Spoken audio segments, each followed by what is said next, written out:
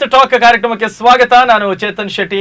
ವಿಶ್ವ ಕಿಡ್ನಿ ದಿನಾಚರಣೆಯ ವಿಶೇಷವಾಗಿ ಕಿಡ್ನಿ ಸಮಸ್ಯೆ ಮತ್ತು ಅದನ್ನು ತಡೆಗಟ್ಟುವಂತಹ ನಿಟ್ಟಿನಲ್ಲಿ ಒಂದು ಕಾರ್ಯಕ್ರಮ ಪ್ರತಿ ವರ್ಷ, ಅದು ಮಾರ್ಚ್ ತಿಂಗಳ 2ನೇ ಗುರುವಾರ ಅದನ್ನ ವಿಶ್ವ ಕಿಡ್ನಿ ದಿನಾಚರಣೆ ಅಂತ ನಾವು ಆಚರಣೆ ಮಾಡ್ತೇವೆ. ಈಗ ಹೇಗೆ ವರ್ಲ್ಡ್ ಹಾರ್ಟ್ ಡೇ ಇರುತ್ತೆ, ಈ ತರ ಬೇರೆ ಬೇರೆ ದಿವಸಗಳು ಇರುತ್ತೆ ಒಂದೊಂದು ಪರ್ಟಿಕ್ಯುಲರ್ ಆಗಿ. ಹಾಗಾಗಿ ಈ ದಿನವನ್ನು ವಿಶೇಷವಾಗಿ ಪ್ರತಿ ವರ್ಷ ಬರುವಂತಹ ಮಾರ್ಚ್ ತಿಂಗಳ 2ನೇ ಗುರುವಾರವನ್ನ ನಾವು ವಿಶ್ವ ಕಿಡ್ನಿ ದಿನಾಚರಣೆ ಅಂತ ಆಚರಣೆ ಮಾಡ್ತಾ ಇದ್ದೇವೆ. ಹಾಗಾಗಿ ಈ ಕಾರ್ಯಕ್ರಮದ ಉದ್ದೇಶ ಒಂದಷ್ಟು ಜಾಗೃತಿಯ ಜೊತೆಗೆ ಮಾಹಿತಿಯನ್ನು ಕೊಡುವಂಥದ್ದು. ಎಸ್ಪೆಷಲಿ ನಾವೀಗ ನೋಡ್ತಾ ಇದ್ದೇವೆ ಮಂಗಳೂರಿನ ಒಂದು ವೆದರ್ ಯಾವ ರೀತಿ ಇದೆ, ವಿಪರೀತ ಸೆಕೆ ಇದೆ. ತುಂಬಾ ಜನರಿಗೆ ಕಿಡ್ನಿ ಸ್ಟೋನ್ ಅಥವಾ ಬೇರೆ ಬೇರೆ ಸಮಸ್ಯೆಗಳೆಲ್ಲವೂ ಕೂಡ ಇದೆ. ಡಯಾಲಿಸಿಸ್ ಪೇಷಂಟ್ಗಳು ವರ್ಷದಿಂದ ವರ್ಷಕ್ಕೆ ಹೆಚ್ಚಾಗ್ತಾ ಇದ್ದಾರೆ. ಸೊ ಬದಲಾದಂತಹ ನಮ್ಮ ಆಹಾರ ಶೈಲಿ ಇರ್ಬೋದು, ಅಥವಾ ನಮ್ಮ ಒಂದು ಜೀವನ ಪದ್ಧತಿ, ಜೀವನ ಶೈಲಿ ಇರ್ಬೋದು, ಆಹಾರದ ಪದ್ಧತಿ ಇರ್ಬೋದು, ಈ ಥರ ಬೇರೆ ಬೇರೆ ವಿಚಾರಗಳು ಕಾರಣ ಆಗ್ತಾ ಇದೆ. ಹಾಗಾಗಿ ವಿಶ್ವ ಕಿಡ್ನಿ ದಿನಾಚರಣೆಯ ಈ ಒಂದು ದಿವಸದಲ್ಲಿ ನಾವು ಏನು ಮಾಡಬೇಕು, ಯಾವ ರೀತಿಯ ನಮಗೆ ರುಟೀನ್ಗಳನ್ನು ಫಾಲೋ ಮಾಡಿದರೆ ಒಳ್ಳೆಯದು. ಮತ್ತು ಈ ಕಿಡ್ನಿದು ಸಮಸ್ಯೆ ಹೇಗೆ ಅಂತ ಹೇಳಿದರೆ, ಬಾಕಿ ಎಲ್ಲ ರೋಗಗಳು ನಮಗೆ ಬೇಗ ಗೊತ್ತಾಗುತ್ತೆ. ಈಗ ನಮಗೆ ಕಿಡ್ನಿ ಸ್ಟೋನ್ ಆಗಿದೆ ಅಂತ ಗೊತ್ತಾಗೋದೇ ನಮಗೆ ತುಂಬ ತಡವಾಗಿ, ಅಥವಾ ಕಿಡ್ನಿ ರಿಲೇಟೆಡ್ ಏನಾದರೂ ಪ್ರಾಬ್ಲಮ್ಸ್ ಇದೆ ಅಂತ ಹೇಳಿದರೆ ಗೊತ್ತಾಗೋದೇ ತುಂಬ ತಡವಾಗಿ. ಹಾಗಾಗಿ ಬಾಕಿ ರೋಗಕ್ಕೂ ಕಿಡ್ನಿ ರಿಲೇಟೆಡ್ ಏನಾದರೂ ಡಿಸೀಸ್ ಇದ್ದರೆ ತುಂಬ ಡಿಫರೆನ್ಸ್ ಇರುತ್ತೆ. ಅಂದರೆ ಆರಂಭದಲ್ಲಿ ಗೊತ್ತೇ ಆಗೋದಿಲ್ಲ, ಒಂದು ಹಂತಕ್ಕೆ ಬಂದಾಗ ಮಾತ್ರ ನಮಗೆ ಅದು ಅರಿವಿಗೆ ಬರುವಂಥದ್ದು. ಹಾಗಾಗಿ ಒಂದಷ್ಟು ಮಾಹಿತಿಗಳನ್ನು ನಾವು ಈ ಕಾರ್ಯಕ್ರಮದಲ್ಲಿ ಹಂಚಿಕೊಳ್ಳುವಂಥ ಪ್ರಯತ್ನ ಮಾಡ್ತೇವೆ. ವಿಶೇಷವಾಗಿ ಈ ಕಾರ್ಯಕ್ರಮದಲ್ಲಿ ನಮ್ಮ ಜೊತೆ ಡಾಕ್ಟರ್ ಭೂಷಣ್ ಶೆಟ್ಟಿ ಅವರು ಮೂತ್ರಪಿಂಡ ಶಾಸ್ತ್ರಜ್ಞರು ಮತ್ತು ಕಿಡ್ನಿ ಕಸಿ ತಜ್ಞರು. ಅವರು KMC ಆಸ್ಪತ್ರೆ ಅತ್ತಾವರದಲ್ಲೂ ಕೂಡ ಕಾರ್ಯವನ್ನು ನಿರ್ವಹಿಸ್ತಾರೆ. KMC ಜ್ಯೋತಿ ಸರ್ಕಲ್, ಈ ಎರಡೂ ಆಸ್ಪತ್ರೆಗಳಲ್ಲೂ ಕೂಡ ಕಾರ್ಯನಿರ್ವಹಿಸ್ತಾರೆ. ಮತ್ತು ವಿಶೇಷವಾಗಿ ಜಿಲ್ಲಾ ವೆನ್ಲಾಕ್ ಆಸ್ಪತ್ರೆಯಲ್ಲೂ ಕೂಡ ಅವರು ಕಾರ್ಯವನ್ನು ನಿರ್ವಹಿಸ್ತಾ ಇದ್ದಾರೆ. ಸೊ ಇವತ್ತಿನ ಈ ಒಂದು ವಿಶ್ವ ಕಿಡ್ನಿ ದಿನಾಚರಣೆಯ ಅಂಗವಾಗಿ ನಡೀತಾ ಇರುವಂತಹ ಈ ಒಂದು ಜಾಗೃತಿ ಕಾರ್ಯಕ್ರಮದಲ್ಲಿ ನಮ್ಮ ಜೊತೆ ಡಾಕ್ಟರ್ ಭೂಷಣ್ ಶೆಟ್ಟಿ ಅವರು ಜೊತೆಯಾಗಿದ್ದಾರೆ. ಮೊದಲಾಗಿ ನಮ್ಮ ಎಲ್ಲ ವೀಕ್ಷಕರ ಪರವಾಗಿ ದೈಜುವಳ ವಾಹಿನಿಯ ಈ ಒಂದು ಕಾರ್ಯಕ್ರಮಕ್ಕೆ ನಾನು ಡಾಕ್ಟರ್ ಭೂಷಣ್ ಶೆಟ್ಟಿ ಅವರನ್ನು ಸ್ವಾಗತಿಸ್ತಾ ಇದ್ದೇನೆ. Thank you sir. ಸೊ ಈಗ ಮೊದಲಾಗಿ ಹೇಳಿ, ಈ ವಿಶ್ವ ಕಿಡ್ನಿ ದಿನಾಚರಣೆಯನ್ನು ನಾವು ಆಚರಣೆ ಮಾಡೋದು ಯಾಕೆ, ವಿಶೇಷವಾಗಿ ಈ ಒಂದು ದಿನದ ವಿಶೇಷತೆ ಏನು ಅಂತ ಹೇಳಿ. ಮೊದಲನೇದಾಗಿ ನಾನು ಡೈಜಿ ವರ್ಲ್ಡ್ನ ಎಲ್ಲ ವೀಕ್ಷಕ ಬಂಧುಗಳಿಗೆ ನಾನು ನಮನವನ್ನು ಸಲ್ಲಿಸ್ತೇನೆ. ಅದೇ ರೀತಿ ಈ ಒಂದು ವಿಶ್ವ ಕಿಡ್ನಿಯ ಅಂಗವಾಗಿ ಈ ಒಂದು ಸಂದರ್ಶನ ನಡೆಸಲಿಕ್ಕೆ ಅವಕಾಶ ಮಾಡಿಕೊಟ್ಟಿರ್ತಕ್ಕಂತಹ ಡೈಜಿ ವರ್ಲ್ಡ್ನ ಆಡಳಿತ ಸಿಬ್ಬಂದಿ ವರ್ಗ, ವಿಶೇಷವಾಗಿ ಚೇತನ್ ನಿಮಗೆ ನಾನು ಅತೀವವಾಗಿ ಆಭಾರಿಯಾಗಿದ್ದೇನಂತ ಈ ಸಂದರ್ಭದಲ್ಲಿ ಹೇಳ್ತಾ, ತಾವು ಕೇಳಿದ ಪ್ರಶ್ನೆ, ಇದು ವಿಶ್ವ ಕಿಡ್ನಿ ದಿನಾಚರಣೆ ಅಂದರೆ ವರ್ಲ್ಡ್ ಕಿಡ್ನಿ ಡೇ, ಇದರ ಮಹತ್ವ ಏನು ಅಂತ ನೀವು ಆವಾಗಲೇ ಹೇಳಿದಂಗೆ ಪ್ರತಿ ವರ್ಷ ನಾವು ಮಾರ್ಚ್ ತಿಂಗಳಿನ 2ನೇ ಗುರುವಾರದಂದು ನಾವು ವಿಶ್ವ ಕಿಡ್ನಿ ದಿನಾಚರಣೆ ಅಂತ ನಾವು ಆಚರಣೆ ಮಾಡ್ತಾ ಬರ್ತಾ ಇದ್ದೇವೆ. ಸೊ ಇದು ಕೇವಲ ಒಂದು ದಿವಸದ ಕಾರ್ಯಕ್ರಮ ಅಥವಾ ಒಂದು ದಿವಸದ ಯೋಜನೆ ಏನಲ್ಲ, ಇದು ಒಂದು ದಿವಸಕ್ಕೆ ಸಾಂಕೇತಿಕವಾಗಿ ನಾವು ಆಚರಣೆ ಮಾಡ್ಕೊಂಡು ಬರ್ತಾ ಇದ್ದೇವೆ. ಆದರೆ ಇದು ಒಂದು ವರ್ಷ ಪೂರ್ತಿ ಅಭಿಯಾನ ಅಂತ ಹೇಳಿದರೆ ತಪ್ಪಾಗಲಿಕ್ಕಿಲ್ಲ. ಸೊ ನಾವು ಪ್ರತಿ ವರ್ಷದಲ್ಲಿ ಒಂದೊಂದು ದಿನ ಒಂದೊಂದು ಅಂಗಾಂಗಕ್ಕೆ ಅಂತ ನಾವು ಇಟ್ಕೋತೇವೆ. ವರ್ಲ್ಡ್ ಹಾರ್ಟ್ ಡೇ ಅಂತ ಇರ್ಬೋದು, ಅಥವಾ ಬೇರೆ ಇನ್ನೇನಾದರೂ ಬ್ರೈನ್ಗೆ ಸಂಬಂಧಪಟ್ಟಿರೋದು ಇರ್ಬೋದು. ಅದೇ ಥರ ಕಿಡ್ನಿಗೂ ಕೂಡ ಒಂದು ದಿವಸವನ್ನು ನಾವು ಕೊಟ್ಟಿದ್ದೇವೆ. ನಮ್ಮದು ಅಸೋಸಿಯೇಷನ್ ಎಲ್ಲ ಸೇರಿಕೊಂಡು ಒಂದು ದಿನ ಅಂತ ಕೊಟ್ಟಿದ್ದೇವೆ. ಸೊ ಮೂಲತಃ ಈ ಒಂದು ದಿನದ ವಿಶೇಷತೆ ಏನಂತ ಹೇಳಿದರೆ, ಕಿಡ್ನಿ ಕಾಯಿಲೆ ಹಾಗೂ ಕಿಡ್ನಿಗೆ ಬರುವಂತಹ ಕಾಯಿಲೆ ಅದನ್ನು ತಡೆಗಟ್ಟುವಿಕೆಯ ಒಂದು ಮಾರ್ಗ. ಅದೇ ರೀತಿ ಕಿಡ್ನಿಯನ್ನು ಆರೋಗ್ಯವಾಗಿ ಇಟ್ಟುಕೊಳ್ಳುವ ದೃಷ್ಟಿಯಲ್ಲಿ ಜನಸಾಮಾನ್ಯರಲ್ಲಿ ಜಾಗೃತಿಯನ್ನು ಮೂಡಿಸುವ ಒಂದು ನಿಟ್ಟಿನಲ್ಲಿ ಈ ಒಂದು ದಿನಕ್ಕೆ ವಿಶೇಷ ಮಹತ್ವ ಕೊಟ್ಟು ಅದನ್ನು ನಾವು ವಿಶ್ವದೆಲ್ಲೆಡೆ ನಾವು ಆಚರಣೆ ಮಾಡಿಕೊಂಡು ಬರ್ತಾ ಇದ್ದೇವೆ. ಎಸ್, ಈಗ ನೀವು ಈ ದಿನದ ವಿಶೇಷತೆ ಬಗ್ಗೆ ಹೇಳಿದ್ರಿ, ಅದರ ಜೊತೆಗೆ ದೇಹದಲ್ಲಿ ನಮ್ಮ ಕಿಡ್ನಿಯ ಒಂದು ಕಾರ್ಯವೈಖರಿ ಬಗ್ಗೆ ಹೇಳೋದಾದ್ರೆ, ನಮ್ಮ ದೇಹದಲ್ಲಿರುವಂತಹ ಪ್ರತಿಯೊಂದು ಅಂಗಾಂಗ ಕೂಡ ನಮ್ಮ ದೇಹಕ್ಕೆ ದೇಹದ ಸ್ವಾಸ್ಥ್ಯವನ್ನು ಕಾಪಾಡುವ ನಿಟ್ಟಿನಲ್ಲಿ ಅದರದೇ ಆದ ಕೊಡುಗೆ ಇದ್ದೇ ಇರ್ತದೆ. ಸೊ ಅದರಲ್ಲಿ ಪ್ರಮುಖವಾಗಿ ಹೇಳ್ಬೇಕಂತ ಹೇಳಿದ್ರೆ ಕಿಡ್ನಿದು. ಸೊ ಕಿಡ್ನಿದು ಕೆಲಸ ಏನಂತ ಹೇಳಿದ್ರೆ, ಸಾಮಾನ್ಯವಾಗಿ ನಮ್ಮ ದೇಹದಲ್ಲಿ 2 ಕಿಡ್ನಿಗಳಿರ್ತದೆ. Is a pair of kidneys ಅಂತ ಹೇಳ್ತೇವೆ ನಾವು. ಸೊ ಈ 2 ಕಿಡ್ನಿ ಅದರ ಮೂಲ ಕೆಲಸ ಏನಂತ ಹೇಳಿದರೆ ರಕ್ತವನ್ನು ಶುದ್ಧಿ ಮಾಡುವಂಥದ್ದು. ಸೊ ನಮ್ಮ ದೇಹದಲ್ಲಿ ದಿನನಿತ್ಯ ಹಲವಾರು ರೀತಿಯ ವಿಷಕಾರಿ ಅಂಶಗಳು, ಯುರೇಮಿಕ್ ವಿಷಗಳು, ಅದೇ ರೀತಿ ಇನ್ನಿತರ ವಿಷಗಳು ಉತ್ಪಾದನೆ ಆಗ್ತಾ ಇರ್ತದೆ. ಸೊ ಇದೆಲ್ಲ ರಕ್ತದಲ್ಲಿ ಸಂಚಾರವಾಗಿ ಇದು ದೇಹದಿಂದ ಇದು ದೇಹಕ್ಕೆ ಮಾರಕ ಆ್ಯಕ್ಚುಲಿ. ಸೊ ಇದು ದೇಹದಿಂದ ಹೊರಗೆ ಹಾಕಬೇಕಾಗ್ತದೆ. ಸೊ ಈ ದೇಹದಿಂದ ಹೊರಗೆ ಹಾಕುವಂತಹ ಮಹತ್ತರವಾದಂತಹ ಕಾರ್ಯ ನಮ್ಮ ಕಿಡ್ನಿ ದಿನನಿತ್ಯ ಮಾಡ್ತಾ ಇರ್ತದೆ. ಸೊ ಕಿಡ್ನಿಯನ್ನು ಫಿಲ್ಟರ್ ಅಂತ ಹೇಳಿದ್ರೆ ತಪ್ಪಾಗ್ಲಿಕ್ಕಿಲ್ಲ. ಸೊ ಯಾವ್ದ್ರದ್ದು ಫಿಲ್ಟರ್? ಬ್ಲಡ್ ಇದು ಫಿಲ್ಟರ್. ಸೊ ಕಿಡ್ನಿ ಬ್ಲಡ್ ಅನ್ನು 24 ತಾಸು ಇಂಟು 7 24/7 ಯಾವುದೇ ಬಿಡುವಿಲ್ಲದೆ ಮೆಷಿನಿಗಿಂತಲೂ ಕೂಡ ಉತ್ತಮ ರೀತಿಯಲ್ಲಿ ಕೆಲಸ ಮಾಡಿ ನಮ್ಮ ದೇಹದಿಂದ ಈ ಎಲ್ಲ ವಿಷಕಾರಿ ಅಂಶವನ್ನು ಕಿಡ್ನಿ ಮುಖಾಂತರ ಯೂರಿನಲ್ಲಿ ನಮ್ಮ ದೇಹದಿಂದ ಹೊರಗೆ ಹಾಕುವಂತಹ ಕೆಲಸದ ಜೊತೆಗೆ ಇದು ಅದರ ಪ್ರಮುಖ ಕೆಲಸ. ಅದರ ಜೊತೆಗೆ ನಾವು ಕೇಳಿರ್ಬೋದು ಕ್ಯಾಲ್ಸಿಯಂ, ಫಾಸ್ಫರಸ್, ವಿಟಮಿನ್ ಡಿ ಅಂತ. ಸೊ ಇದರ ಒಂದು ಸಮತೋಲನೆಯನ್ನು ನಮ್ಮ ದೇಹದಲ್ಲಿ ಕಾಯ್ದುಕೊಳ್ಳುವಿಕೆನೂ ಕೂಡ ನಮ್ಮ ಕಿಡ್ನಿ ಅದರ ಕೊಡುಗೆ ಮಹತ್ವವಾಗಿರ್ತದೆ. ಅದಕ್ಕಿಂತ ಮೇಲ್ಪಟ್ಟು ನೀವು BP ಅಂತ ಹೇಳಿರ್ಬೋದು, ರಕ್ತದೊತ್ತಡ. ಸೊ ಈ ರಕ್ತದೊತ್ತಡವನ್ನು ಕೂಡ ಸಮತೋಲನೆಯಲ್ಲಿ ಇಟ್ಕೊಳ್ಳುವಂಥದ್ದು, ಆಗ ಅದನ್ನು ಮೇಂಟೈನ್ ಮಾಡುವಂತಹ ಪ್ರಮುಖವಾದ ಕಾರಣ ಈ ಕಿಡ್ನಿ ಮಾಡ್ತಾ ಇರ್ತದೆ. ಅದು ಅಲ್ಲದೆ ಹಿಮೋಗ್ಲೋಬಿನ್ ಅನ್ನು ಹತೋಟಿಯಲ್ಲಿರುವಂತಹ ಕೆಲಸ. ಯಾಕೆಂತ ಹೇಳಿದ್ರೆ ಎರಿಥ್ರೋಪಾಯ್ಟಿನ್ ಅಂತ ಒಂದು ಮಾಲಿಕ್ಯೂಲ್ ಇದೆ. ಸೊ ಅದು ನಮ್ಮ ಕಿಡ್ನಿ ದಿನನಿತ್ಯ ಉತ್ಪಾದನೆ ಮಾಡ್ತಾ ಇರ್ತದೆ. ಸೊ ಈ ಎರಿಥ್ರೋಪಾಯ್ಟಿನ್ ನಮ್ಮ ಹಿಮೋಗ್ಲೋಬಿನ್ ಅನ್ನು ಕೂಡ ಒಂದು ಹದುಬಸ್ತಿನಲ್ಲಿ ಅಥವಾ ಸರಿಯಾದ ಲೆವೆಲ್ಸ್ ಅಲ್ಲಿ ಇಡ್ಲಿಕ್ಕೆ ಕೆಲಸ ಮಾಡ್ತಾ ಇರ್ತದೆ. ಸೊ ಒಟ್ಟಾರೆಯಾಗಿ ಹೇಳ್ಬೇಕಂತ ಹೇಳಿದ್ರೆ ಒಂದು ಕಿಡ್ನಿ ಕೇವಲ ಒಂದು ಕಾರ್ಯ ಅಲ್ಲದೆ ಒಂದು ಬಹುಮುಖ ಪ್ರತಿಭೆ ತರ ವಿವಿಧ ರೀತಿಯಲ್ಲಿ ಅದರ ಕಾರ್ಯಚಟುವಟಿಕೆ ಇದ್ದು ನಮ್ಮ ದೇಹವನ್ನು ಸ್ವಾಸ್ಥ್ಯವಾಗಿ ಇಡಲಿಕ್ಕೆ ಎಲ್ಲ ಅಂಗಾಂಗ ಜೊತೆಗೆ ಕಿಡ್ನಿ ಕೂಡ ಒಂದು ಪ್ರಮುಖ ಅಂಗ ಅಂತ ಈ ಸಂದರ್ಭದಲ್ಲಿ ನಾನು ಹೇಳ್ಬೇಕಾಗ್ತದೆ.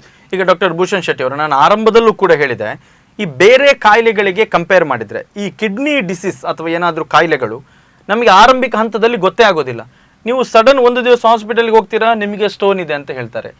ಸಡನ್ ಒಂದು ದಿವಸ ಹಾಸ್ಪಿಟಲಲ್ಲಿ ಹೇಳ್ತಾರೆ ನಿಮಗೆ ಪ್ರಾಬ್ಲಮ್ ಆಗಿದೆ, ಡಯಾಲಿಸಿಸ್ ಸ್ಟಾರ್ಟ್ ಮಾಡಿ ಅಂತ ಹೇಳಿ.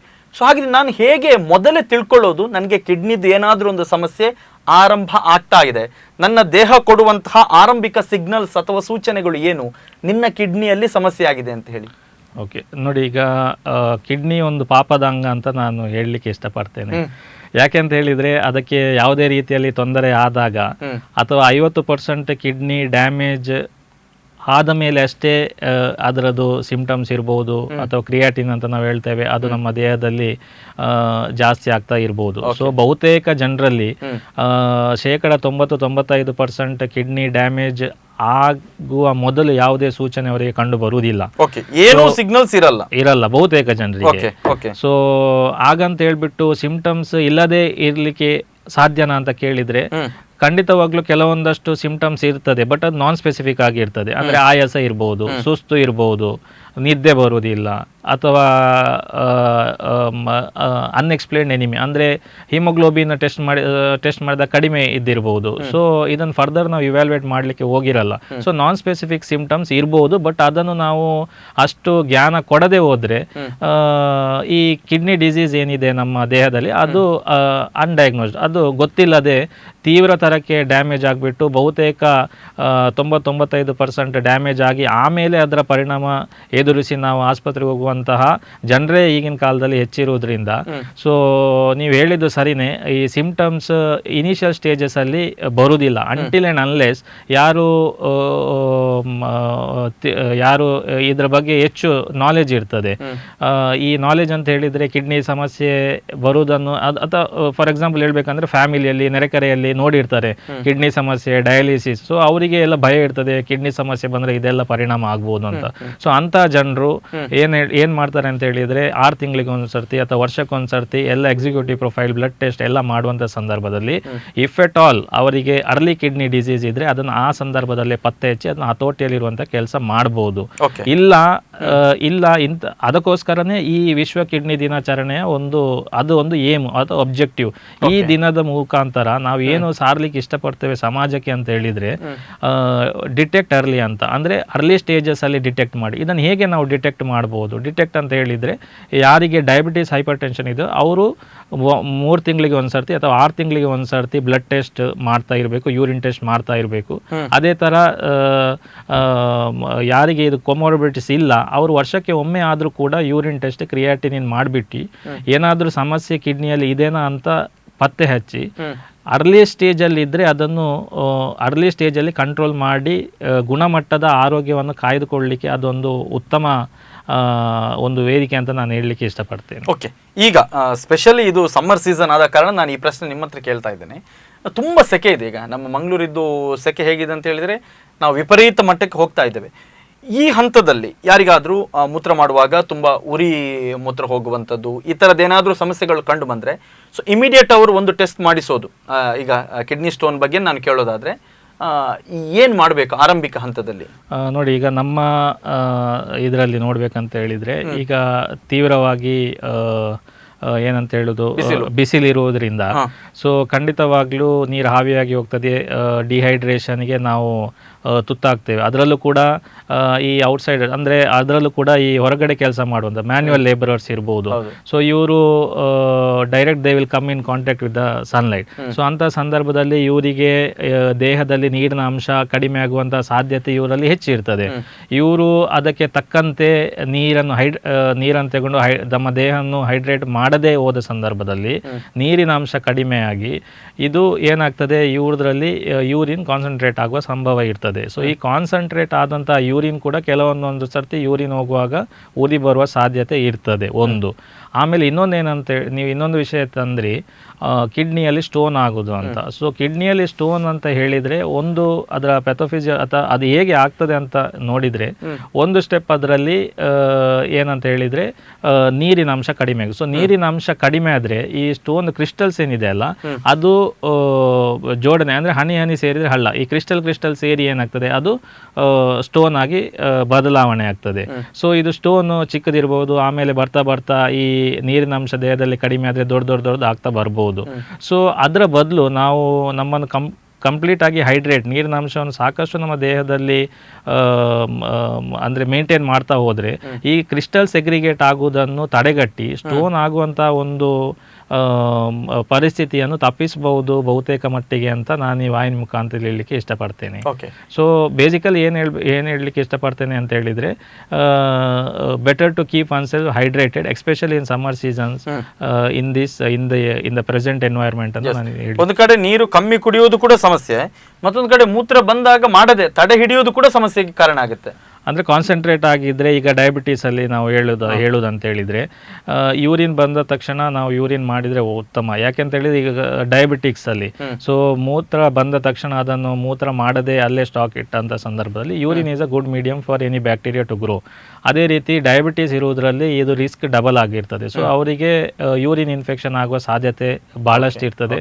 ಅದೇ ಥರ ಅದು ಮೇಲೆ ಎಸೆಂಡ್ ಆಯ್ತು ಅಂತ ಹೇಳಿದರೆ ಕಿಡ್ನಿಗೆ ಇನ್ಫೆಕ್ಷನ್ ಇಟ್ಕೊಂಡ್ರೆ ಅದು ಮತ್ತೆ ಅದರ ಸ್ವರೂಪ ಗಂಭೀರವಾಗಿರ್ತದೆ. ಮತ್ತು ಈಗ ಪ್ರಮುಖವಾಗಿ ನಾನು ವಿಚಾರಕ್ಕೆ ಬರೋದಾದರೆ ಡಾಕ್ಟರ್ ಭೂಷಣ್ ಶೆಟ್ಟಿ ಅವರೇ, ಇತ್ತೀಚಿನ ವರ್ಷಗಳಲ್ಲಿ ಡಯಾಲಿಸಿಸ್ ಕೇಸಸ್ ಹೆಚ್ಚಾಗ್ತಾ ಇದೆ. ಡಯಾಲಿಸಿಸ್ಗೆ ಏನು ಪೇಷಂಟ್ ಕೂಡ ಹೆಚ್ಚಾಗ್ತಾ ಇದ್ದಾರೆ.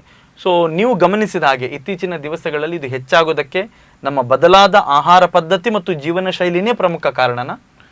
ನೋಡಿ, ಈಗ ಕಿಡ್ನಿ ಸಮಸ್ಯೆಯಲ್ಲಿ ದೀರ್ಘಕಾಲಿಕ ಕಿಡ್ನಿ ಸಮಸ್ಯೆ ಅಂತ ಇದು ಕ್ರಾನಿಕ್ ಕಿಡ್ನಿ ಡಿಸೀಸ್. ಸೊ ಈ ಕ್ರಾನಿಕ್ ಕಿಡ್ನಿ ಡಿಸೀಸ್ ಅಥವಾ ದೀರ್ಘಕಾಲಿಕ ಕಿಡ್ನಿ ಸಮಸ್ಯೆಯಲ್ಲಿ ಇದರಲ್ಲಿ ಸ್ಟೇಜ್ 1ರಿಂದ ಸ್ಟೇಜ್ 5 ಅಂತ ಇದೆ ನಾವು. ಸೊ ಈ ಸ್ಟೇಜ್ 1ರಿಂದ ಸ್ಟೇಜ್ 5ಕ್ಕೆ ಹೋದಂಥ ಸಂದರ್ಭದಲ್ಲಿ 5ನೇ ಸ್ಟೇಜ್ ಆದಮೇಲೆ ಇವರು ಡಯಾಲಿಸಿಸ್ಗೆ ಸ್ಲಿಪ್ ಆಗ್ತಾರೆ ಪೇಷಂಟ್ಸ್.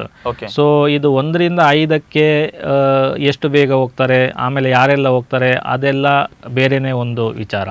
ಸೊ ಈಗ ಈ ದೀರ್ಘಕಾಲಿಕ ಕಿಡ್ನಿ ಸಮಸ್ಯೆಗೆ ವಿಶ್ವಾದ್ಯಂತ ಡಯಾಬಿಟೀಸ್ ಇದಕ್ಕೆ one of the main reason. So diabetes is the most common cos of chronic kidney disease world wide. So ನಾವು ನೋಡ್ತಾ ಇರುವ ಮಟ್ಟಿಗೆ ಬಹುತೇಕ ಜನರು ಡಯಾಬಿಟೀಸಿಂದ ತುತ್ತಾಗಿ ದೀರ್ಘಕಾಲಿಕ ಕಿಡ್ನಿ ಸಮಸ್ಯೆಗೆ ಬಂದ್ಬಿಟ್ಟು ಸ್ಟೇಜ್ 5ಇಂದ ಹೊರಡಿ ಅವರು ಡಯಾಲಿಸಿಸ್ಗೆ ಹೋಗಿರುವವರೇ ಅಧಿಕವಾಗಿರ್ತಾರೆ. ಸೊ ಇದು ಅಲ್ಲದೆ ಇನ್ನಿತರ ದೀರ್ಘಕಾಲಿಕ ಕಿಡ್ನಿ ಸಮಸ್ಯೆಗೆ ಏನೆಲ್ಲ ಕಾರಣ ಇರಬಹುದು ಅಂತ ಹೇಳಿದರೆ ಅತಿಯಾದಂತಹ ಪೇನ್ ಕಿಲ್ಲರ್ಸ್ನ ಸೇವನೆ ಮಾಡಿರೋದ್ರಿಂದ. ಸೊ ನಮಗೆ ಇಲ್ಲಿ ನಮ್ಮ ದೇಶದಲ್ಲಿ ಓವರ್ ದ ಕೌಂಟರ್ ಮೆಡಿಸಿನ್ಸ್ ಅಂದರೆ ಯಾವುದೇ ಡಾಕ್ಟರ್ನ ಪ್ರಿಸ್ಕ್ರಿಪ್ಷನ್ ಇಲ್ಲದೆ ನಮಗೆ medicines over the counter medical ಮೆಡಿಕಲ್ಗೆ ಹೋದ ತಕ್ಷಣ ಸಿಗ್ತದೆ. ಸೊ ಅದರಲ್ಲಿ ಬಹುತೇಕ ವರ್ಕಿಂಗ್ ಪಾಪ್ಯುಲೇಷನ್ ಅಥವಾ ಮ್ಯಾನ್ಯುವಲ್ ಲೇಬರ್ಸ್ ಇರುವಂತಹ ನಮ್ಮ ದೇಶದಲ್ಲಿ ಪೇನ್ ಕಿಲ್ಲರ್ಸ್ಗೆ ಅತಿಯಾಗಿ ಡಿಮಾಂಡ್ ಇರ್ತದೆ. ಸೊ ಯಾವುದೇ ಡಾಕ್ಟರ್ ಪ್ರಿಸ್ಕ್ರಿಪ್ಷನ್ ಇಲ್ಲದೆ ಪೇನ್ ಕಿಲ್ಲರ್ಸ್ ಹೋಗಿ ತಗೊಂಡ್ಬಿಟ್ಟು ಪೇನ್ ತಿಂದು ಇಮಿಡಿಯೇಟ್ ರಿಲೀಫ್ ಸಿಗ್ತದೆ. ಸೊ ಏನಾಗ್ತದೆ, ಇದು ಬರ್ತಾ ಬರ್ತಾ ಇದೊಂದು ಹ್ಯಾಬಿಟ್ ಅಡಿಕ್ಷನ್ ಆಗಿ ಹೋಗಿ ಈ ಪೇನ್ ಕಿಲ್ಲರ್ಸ್ ಇಂದ ನೇರವಾಗಿ ಹೊಡೆತ ಬೀಳುವುದು ನಮ್ಮ ಕಿಡ್ನಿ ಮೇಲೆ. ಸೊ ಈಗ ಕಿಡ್ನಿ ಮೇಲೆ ಡ್ಯಾಮೇಜ್ ಆಗಿ ಆಗಿ ಆಗಿ ಆಗಿ ಓವರ್ ದ ಇಯರ್ಸ್ ಬರುವಂಥ ವರ್ಷದಲ್ಲಿ ಅವರು ದೀರ್ಘಕಾಲಿಕ ಕಿಡ್ನಿ ಸಮಸ್ಯೆಗೆ ಹೋಗಿ ಅವರು ಡಯಾಲಿಸಿಸ್ಗೆ ಹೋಗ್ತಾರೆ. ಸೊ ಇದು ಕೂಡ ಇನ್ನೊಂದು ಪ್ರಮುಖ ಕಾರಣ. ಇನ್ನೊಂದು ಲಾಂಗ್ ಸ್ಟ್ಯಾಂಡಿಂಗ್ ಬಹುಕಾಲದಿಂದ ಅನ್ಕಂಟ್ರೋಲ್ ಆಗಿ ಬ್ಲಡ್ ಪ್ರೆಷರ್ ಇದ್ದಂಥ ಸಂದರ್ಭದಲ್ಲಿ ಅದು ಕೂಡ ಕಿಡ್ನಿ ಮೇಲೆ ಒತ್ತಡ ಬೀಳ್ಬೋದು. ಇನ್ನೊಂದು ವಿಚಾರ ಅಂತ ಹೇಳಿದ್ರೆ ಕಿಡ್ನಿ ಸಮಸ್ಯೆಯಿಂದಲೂ ಕೂಡ ಬಿ ಪಿ ಬರ್ಬೋದು. ಆದರೆ ಬಹುಕಾಲದಿಂದ ಅನ್ಕಂಟ್ರೋಲ್ ಆಗಿ ಬಿ ಪಿ ಇರುವಂಥ ಸಂದರ್ಭದಲ್ಲಿ ಅದು ಕೂಡ ದೀರ್ಘಕಾಲಿಕ ಕಿಡ್ನಿ ಸಮಸ್ಯೆಗೆ ಒಂದು ಕಾರಣ ಆಗಿ ಅವರು ಕೂಡ ಡಯಾಲಿಸಿಸ್ಗೆ ಹೋಗ್ಬೋದು. ಇದು ಅಲ್ಲದೆ ಇನ್ನು ಕೆಲವು ಕಾರಣ ಏನಂತ ಹೇಳಿದರೆ, ನಮ್ಮ ಕೆಲವು ಗ್ಲಾಮೆರುಲೋನೆಫ್ರೈಟಿಸ್ ಅಂತ ಹೇಳ್ತೇವೆ, ಲೂಪಸ್ ಕಾಯಿಲೆ ಇರ್ಬೋದು, ಅಥವಾ ಪ್ರೋಟೀನ್ ಹೋಗುವಂಥ ಕಾಯಿಲೆ ನೀವು ಕೇಳಿರ್ಬೋದು. ಸೊ ರೆಸಿಸ್ಟೆಂಟ್ ನೆಫ್ರಾಟಿಕ್ ಸಿಂಡ್ರೋಮ್ಸ್ ಇವರೆಲ್ಲ ಕೂಡ ಬರುವಂಥ ಸಮಯದಲ್ಲಿ ದೀರ್ಘಕಾಲಿಕ ಕಿಡ್ನಿ ಸಮಸ್ಯೆಗೆ ಜಾರ್ತಾರೆ. ಅದು ಅಲ್ಲದೆ ಪ್ರಮುಖವಾಗಿ ಇನ್ನೊಂದು ವಿಷಯ ಏನಂತ ಹೇಳಿದರೆ, ಈ ಕಂಜನೈಟಲ್ ಅನಾಮಲೀಸ್ ಆನುವಂಶಿಕವಾಗಿ ಬರುವಂಥ ಕೆಲವು ಕಾಯಿಲೆ ಇದೆ ಕಿಡ್ನಿಯಲ್ಲಿ. ಸೊ ಅದೇ ರೀತಿ ಜನ್ಮಜಾತ ವೈಪರೀತ್ಯಗಳು, congenital anomalies of the kidney ಅಂತ ಹೇಳ್ತೀವಿ. ಸೊ ಅನುವಂಶಿಕ ಕಾಯಿಲೆ, ಈ ಕಂಜನೈಟಲ್ ಈ ಜನ್ಮಜಾತ ವೈಪರೀತ್ಯಗಳು ಕಿಡ್ನಿಯಲ್ಲಿ ಇರುವಾಗ ಈ ಡಯಾಲಿಸಿಸ್ ಯಂಗ್ಸ್ಟರ್ಸ್ ಅಲ್ಲಿನೂ ಕೂಡ ಬರ್ಬೋದು ಅಥವಾ ಬಾಲ್ಯದಲ್ಲೂ ಬರ್ಬೋದು. ಸೊ ಡಯಾಲಿಸಿಸ್ ಯೂನಿಟಲ್ಲಿ ಹೋಗಿ ನೋಡಿದಾಗ ನೀವು ಈ ಎಲ್ಲ ವಿವಿಧ ಕಾರಣದಿಂದ ಅವರು ದೀರ್ಘಕಾಲಿಕ ಕಿಡ್ನಿ ಸಮಸ್ಯೆಯನ್ನು ಎದುರಿಸಿ ಅವರು ಡಯಾಲಿಸಿಸ್ಗೆ ಬಂದಿರ್ತಾರೆ. But over all majority of the people will be diabetics ಅಂತ ನಾನು ಹೇಳಲಿಕ್ಕೆ ಇಷ್ಟಪಡ್ತೇನೆ. ಸೊ ಮೊದಲು ಪ್ರಮುಖ ಕಾರಣನೇ ಒಂದು ಸಕ್ಕರೆ ಕಾಯಿಲೆ, ಮತ್ತೊಂದು ಕಡೆ ಬಿ ಪಿ ಅಂತ ಹೇಳಿದ್ರೆ ಬಹುಕಾಲದಿಂದ ಅನ್ಕಂಟ್ರೋಲ್ ಆಗಿ ಬ್ಲಡ್ ಪ್ರೆಷರ್. ಬಟ್ ಈಗ ನೀವು ಹೇಳಿದ್ದು ಒಂದು ಪ್ರಮುಖ ವಿಚಾರ, ಡಾಕ್ಟರ್ಸ್ನವರ ಸಲಹೆ ಇಲ್ಲದೆ ತೆಗೆದುಕೊಳ್ಳುವ ನೋವು ನಿವಾರಕ ಮಾತ್ರೆ ಅಂದರೆ ಪೇನ್ ಕಿಲ್ಲರ್. ಸೊ ತುಂಬ ಡ್ಯಾಮೇಜ್ ಮಾಡುತ್ತೆ ನಮ್ಮ ಕಿಡ್ನಿಯನ್ನು. ಒಂದು ಹಂತಕ್ಕೆ ಹೋಗಿ ನಾವು ಡಯಾಲಿಸಿಸ್ ಆರಂಭ ಆಗಬೇಕಾದ ಒಂದು ಪರಿಸ್ಥಿತಿಗೆ ಬರ್ತೇವೆ ಅಂತೇಳಿ. ಸೊ ಈಗ ಒಂದೊಂದು ಸಲ ಡಾಕ್ಟ್ರ್ ಪ್ರಿಸ್ಕ್ರಿಪ್ಷನ್ ಇದ್ದೇ ಕೊಡುವಂಥ ಮೆಡಿಸಿನ್ಗಳು ಕೂಡ ನಮ್ಮ ಕಿಡ್ನಿಗೆ ಡ್ಯಾಮೇಜ್ ಆಗುವ ಪ್ರಾಬ್ಲಮ್ಸ್ಗಳು ಇರುತ್ತಾ? ಅಂತ ಕೇಸಸ್ಗಳು ನಡೆಯುತ್ತಾ? ಇಲ್ಲ ಆ ಥರ ಏನಿಲ್ಲ. ಪೇನ್ ಕಿಲ್ಲರ್ಸ್ ಇಂದ ನೇರ ಪರಿಣಾಮ ಬೀಳ್ಬೋದು. ಅದು ಕೂಡ ಅತಿಯಾಗಿ ಸೇವನೆ ಅಂತ ನಾನು ಹೇಳಿದ್ದೀನಿ. ಅತಿಯಾಗಿ ಸೇವನೆ ಮಾಡಿರುವುದರಿಂದ ಕಿಡ್ನಿ ಮೇಲೆ ಒತ್ತಡ ಬೀಳ್ಬೋದು. ಬಾಕಿದು ನೋಡಿ, ಬಾಕಿ ಈಗ ಯಾವುದೇ ಒಂದು ಟ್ಯಾಬ್ಲೆಟ್ ತಗೊಂಡು ಇವನ್ ಪ್ಯಾರಾಸಿಟಮಾಲ್ ನಾವು ಹೇಳ್ತೇವೆ, ಅದು ಕೂಡ ದೇಹಕ್ಕೆ ಹಾನಿ ಆಗ್ಬಹುದು, ಇಲ್ಲ ಅಂತ ಏನಿಲ್ಲ. ಸೊ ಉದ್ದೇಶಪೂರ್ವಕವಾಗಿ ಯಾವುದೇ ವೈದ್ಯರು ಆ ಥರ ಕೊಡ್ಲಿಕ್ಕೆ ಹೋಗಲ್ಲ. But pain killers is known to everybody that ಅತಿಯಾದ ಸೇವನೆಯಿಂದ ಅದು ಕಿಡ್ನಿ ಮೇಲೆ ಒತ್ತಡ ಬಿದ್ದು ಕಿಡ್ನಿಗೆ ಹಾನಿಯಾಗುವಂಥ ಪರಿಸ್ಥಿತಿ ಬರ್ಬೋದು. ಓಕೆ, ಈಗ ಜನರಲ್ಲಿ ಒಂದು ಸಾಮಾನ್ಯವಾಗಿರುವಂತಹ ಒಂದು ಮೈಂಡ್ ಸೆಟ್ ಏನಂತ ಹೇಳಿದ್ರೆ, ಒಂದ್ಸಲ ನಾವು ಡಯಾಲಿಸಿಸ್ ಆರಂಭಿಸಿದ್ರೆ ಮತ್ತೆ ನಮಗೆ ಜೀವನ ಪರ್ಯಂತ ಡಯಾಲಿಸಿಸ್ ಮಾಡಬೇಕು, ಅಂದರೆ ವಾರಕ್ಕೆ ಒಂದ್ಸಲ ಮತ್ತೆ ಹೋಗಿ ಹೋಗಿ ವಾರಕ್ಕೆ 2 ಸಲ, ಈ ಥರದ ಒಂಥರ ಲೈಫ್ ಅದು ಶಿಕ್ಷೆ ಅಂತ ನಾವು ಹೇಳ್ತೇವೆ. ವಾರದಲ್ಲಿ ಒಂದ್ಸಲ ಡಯಾಲಿಸಿಸ್ ಮಾಡಿಕೊಂಡ್ರೂ ಕೂಡ ಆ ದಿವಸ ಮತ್ತೆ ಏನೂ ಕೆಲಸ ಮಾಡಲಿಕ್ಕೆ ಅದು ಅಷ್ಟು ಕಷ್ಟ ಸಾಧ್ಯ ಆಗುವಂಥ ಒಂದು ಪರಿಸ್ಥಿತಿಗೆ ಬರ್ತೀವಿ ನಾವು. ಹಾಗಾಗಿ ಈ ಡಯಾಲಿಸಿಸ್ ಆರಂಭ ಮಾಡೋದೇ ಬೇಡ ಅನ್ನುವ ಮನಸ್ಥಿತಿಯಲ್ಲಿ ಜನರು ಇರ್ತಾರೆ ಅಂತ ಹೇಳಿ. ಸೊ ಒಂದ್ಸಲ ಆರಂಭ ಆದ್ರೆ ಲೈಫ್ ಲಾಂಗ್ ಮಾಡಲೇಬೇಕಾ? ಈಗ ಕಿಡ್ನಿ ಸಮಸ್ಯೆ ಅಂತ ನಾನು ಆಗಲೇ ಹೇಳಿದೆ, ದೀರ್ಘಕಾಲಿಕ ಕಿಡ್ನಿ ಸಮಸ್ಯೆ ಅಂತ. ಸೊ ಈ ಕಿಡ್ನಿ ಸಮಸ್ಯೆಯಲ್ಲಿ 2 ಥರ ಇದೆ. ಒಂದು ದೀರ್ಘಕಾಲಿಕ ಕಿಡ್ನಿ ಸಮಸ್ಯೆ, ಇನ್ನೊಂದು ತಾತ್ಕಾಲಿಕ ಕಿಡ್ನಿ ಸಮಸ್ಯೆ ಅಥವಾ ಎಕ್ಯೂಟ್ ಕಿಡ್ನಿ ಇಂಜುರಿ. ಸೊ ಈ ತಾತ್ಕಾಲಿಕ ಕಿಡ್ನಿ ಸಮಸ್ಯೆ ಅಂತ ಹೆಸರು ಸೂಚಿಸಿದಂಗೆ ಇದು ತಾತ್ಕಾಲಿಕವಾಗಿರ್ತದೆ, ಆಮೇಲೆ ಕಿಡ್ನಿ ಗುಣ ಆಗ್ತದೆ. ಸೊ ಈ ತಾತ್ಕಾಲಿಕ ಕಿಡ್ನಿ ಸಮಸ್ಯೆಗೆ ಯಾರೆಲ್ಲ ಒಳಪಡ್ತಾರೆ ಅಂತ ಹೇಳಿದರೆ, ನೀವು ಕೇಳಿರ್ಬೋದು, ಯಾವುದೇ ಒಂದು ಇನ್ಫೆಕ್ಷನ್ ಆಗಿಬಿಟ್ಟು ಬಿ ಪಿ ಕಡಿಮೆಯಾಗಿ ICU ಅಡ್ಮಿಷನ್ ಆಗಿರೋದ್ರಿಂದ ಅಂಥ ಕಾಯಿಲೆ, ಬಿ ಪಿ ಕಡಿಮೆ ಆದರೆ ಏನಾಗ್ತದೆ, ಕಿಡ್ನಿಗೆ ರಕ್ತ ಸಂಚಾರ ಆಗಲ್ಲ. ಅದೇ ಥರ ಇನ್ಫೆಕ್ಷನ್ ಇದ್ದಾಗ ಕಿಡ್ನಿಗೆ ಕೂಡ ಒಂದು ಅಂಗ ದೇಹದಲ್ಲಿ ಇರುವುದರಿಂದ ಕಿಡ್ನಿ ಮೇಲೆ ಕೂಡ ಒತ್ತಡ ಬೀಳಿ, ಇನ್ಫೆಕ್ಷನ್ ಏನೇ ಇರ್ಬೋದು, ಯೂರಿನಲ್ಲಿ ಇನ್ಫೆಕ್ಷನ್ ಇರ್ಬೋದು, ಲಂಗ್ಸಲ್ಲಿ ಇರ್ಬೋದು, ನಿಮೋನಿಯಾ ಇರ್ಬೋದು, ಇನ್ನಿತರ ಕಡೆ ಇನ್ಫೆಕ್ಷನ್ ಇರ್ಬೋದು. ಬಹು ವೈಫಲ್ಯಕ್ಕೆ ಕಿಡ್ನಿ ಕೂಡ ಒಂದು ಅಂಗ ಆಗಿರೋದ್ರಿಂದ ಅದು ಕೂಡ ತುತ್ತಾಗಿ ಕಿಡ್ನಿ ತಾತ್ಕಾಲಿಕವಾಗಿ ಡ್ಯಾಮೇಜ್ ಆಗಿ ಅದು ಡಯಾಲಿಸಿಸ್ ಸ್ಟೇಜಿಗೆ ಹೋಗ್ಬೋದು. ಅಂಥ ಪರಿಸ್ಥಿತಿಯಲ್ಲಿ ನಾವು ತಾತ್ಕಾಲಿಕವಾಗಿ ಡಯಾಲಿಸಿಸ್ ಸಪೋರ್ಟ್ ಕೊಡ್ತೇವೆ. ಅದು ಒಂದು ಸೆಷನ್ ಸೆಷನ್ ಇರ್ಬೋದು, 2 ಸೆಷನ್ ಇರ್ಬೋದು, ಅಥವಾ 3 ಸೆಷನ್ ಇರ್ಬೋದು, ಓಕೆ ಅಥವಾ ಸ್ವಲ್ಪ ಸಮಯ ಇರ್ಬೋದು. ಆಮೇಲೆ ಕಿಡ್ನಿ ತನ್ನಿಂತಾನೇ ಬಾಕಿದೆಲ್ಲ ದೇಹದಲ್ಲಿ ಇನ್ಫೆಕ್ಷನ್ ಸೆಟ್ಲ್ ಆಗಿ ಹೋಗ್ತಿದ್ದಂಗೆ ಕಿಡ್ನಿ ಕೂಡ ಚೇತರಿಕೆಯಾಗಿ ಅಂತ ವ್ಯಕ್ತಿ ಡಯಾಲಿಸಿಸ್ ಇಂದ ಹೊರಬರುವ ಸಾಧ್ಯತೆ ಇದೆ. ಅದು ತಾತ್ಕಾಲಿಕ ಕಿಡ್ನಿ ಸಮಸ್ಯೆ. ಇನ್ನೊಂದು ಕಾಮನ್ ಕೇಳಿರ್ಬೋದು ನೀವು, ಇಲಿ ಜ್ವರ ಅಂತ, ಲೆಪ್ಟೋಸ್ಪೈರೋಸಿಸ್ ಅಂದ್ರೆ ಇಲಿ ಜ್ವರ. ಇದರಿಂದ ಕಾಮನ್ ಆಗಿ ಲಿವರ್ ಮತ್ತೆ ಕಿಡ್ನಿ ಮೇಲೆ ಹೊಡೆತ ಬೀಳ್ತದೆ. ಸೊ ಕಿಡ್ನಿ ಮೇಲೆ ತೀವ್ರತರವಾಗಿ ಒತ್ತಡ ಬಿದ್ದು ಡ್ಯಾಮೇಜ್ ಆಗಿ ಅವರು ಡಯಾಲಿಸಿಸ್ಗೆ ಹೋಗಿ ವಾರಾನುಗಟ್ಟಲೆ ಡಯಾಲಿಸಿಸ್ ಮಾಡಿಸಿ ಆಮೇಲೆ ಡಯಾಲಿಸಿಸ್ ಇಲ್ಲದೆ ಆರಾಮಾಗಿ ಮನೆಗೆ ಹೋದಂಥವ್ರು ಹಲವಾರು ಜನ ಇದ್ದಾರೆ. ಸೊ ಇವರೆಲ್ಲ they will come under single group college acute kidney injury, ತಾತ್ಕಾಲಿಕ ಕಿಡ್ನಿ ಸಮಸ್ಯೆಗಳು. ಸೊ ಇವರಿಗೆ ತಾತ್ಕಾಲಿಕ ಡಯಾಲಿಸಿಸ್ ಬೇಕಿದ್ರೆ ಆಯ್ತಾ. ಸೊ ಇವರು ಒಂದು ಕ್ಯಾಟಗರಿ. ಇನ್ನೊಂದು ಕ್ಯಾಟಗರಿ ದೀರ್ಘಕಾಲಿಕ ಕಿಡ್ನಿ ಸಮಸ್ಯೆ. ಸೊ ದೀರ್ಘಕಾಲಿಕ ಕಿಡ್ನಿ ಸಮಸ್ಯೆ ನಾನು ಆವಾಗಲೇ ಹೇಳಿದೆ, diabetes is the most common cos of chronic kidney disease. So diabetes ಇರ್ಬೋದು, ಅಥವಾ ಬೇರೆ ಇನ್ನಿತರ ಕಾಯಿಲೆ, ಲಾಂಗ್ ಸ್ಟ್ಯಾಂಡಿಂಗ್ ಹೈಪರ್ ಟೆನ್ಷನ್ ಇರ್ಬೋದು, ಜನ್ಮಜಾತ ವೈಪರೀತ್ಯ ಇರ್ಬೋದು, ಆನುವಂಶಿಕ ಕಾಯಿಲೆಗಳು ಇರ್ಬೋದು, ಅಥವಾ ಅತಿಯಾದ ಸೇವನೆ, ಮಾತ್ರೆ ಸೇವನೆ ನೋವಿನ ಮಾತ್ರೆ ಸೇವನೆ ಮಾಡಿರುವುದರಿಂದ ಇರ್ಬೋದು, ಅಥವಾ ಕಿಡ್ನಿದು ಇನ್ಫೆಕ್ಷನ್ಸ್ ಪದೇ ಬಂದಿರೋದ್ರಿಂದ ಆಗ್ಬೋದು. ಸೊ ಇಂಥವರು ದೀರ್ಘಕಾಲಿಕ ಕಿಡ್ನಿ ಸಮಸ್ಯೆಗೆ ಒಳಪಡ್ತಾರೆ. ಸೊ ನಾನು ಆವಾಗಲೇ ಹೇಳಿದಂಗೆ ದೀರ್ಘಕಾಲಿಕ ಕಿಡ್ನಿ ಸಮಸ್ಯೆ ಬಂದ ತಕ್ಷಣ ಅವರು ಡಯಾಲಿಸಿಸ್ಗೆ ಹೋಗ್ಬೇಕಂತ ಏನಿಲ್ಲ. ಅದ್ರಲ್ಲಿ ಸ್ಟೇಜಸ್ ಇದೆ, ಸ್ಟೇಜ್ 1, 2, 3, 4 and 5 ಅಂತ.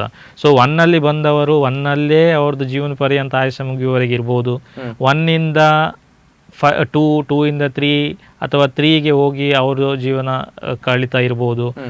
So it is not a fast progression. ಅದು ತನ್ನಿಂದ ಅದು ಟೈಮ್ ತಗೋತದೆ.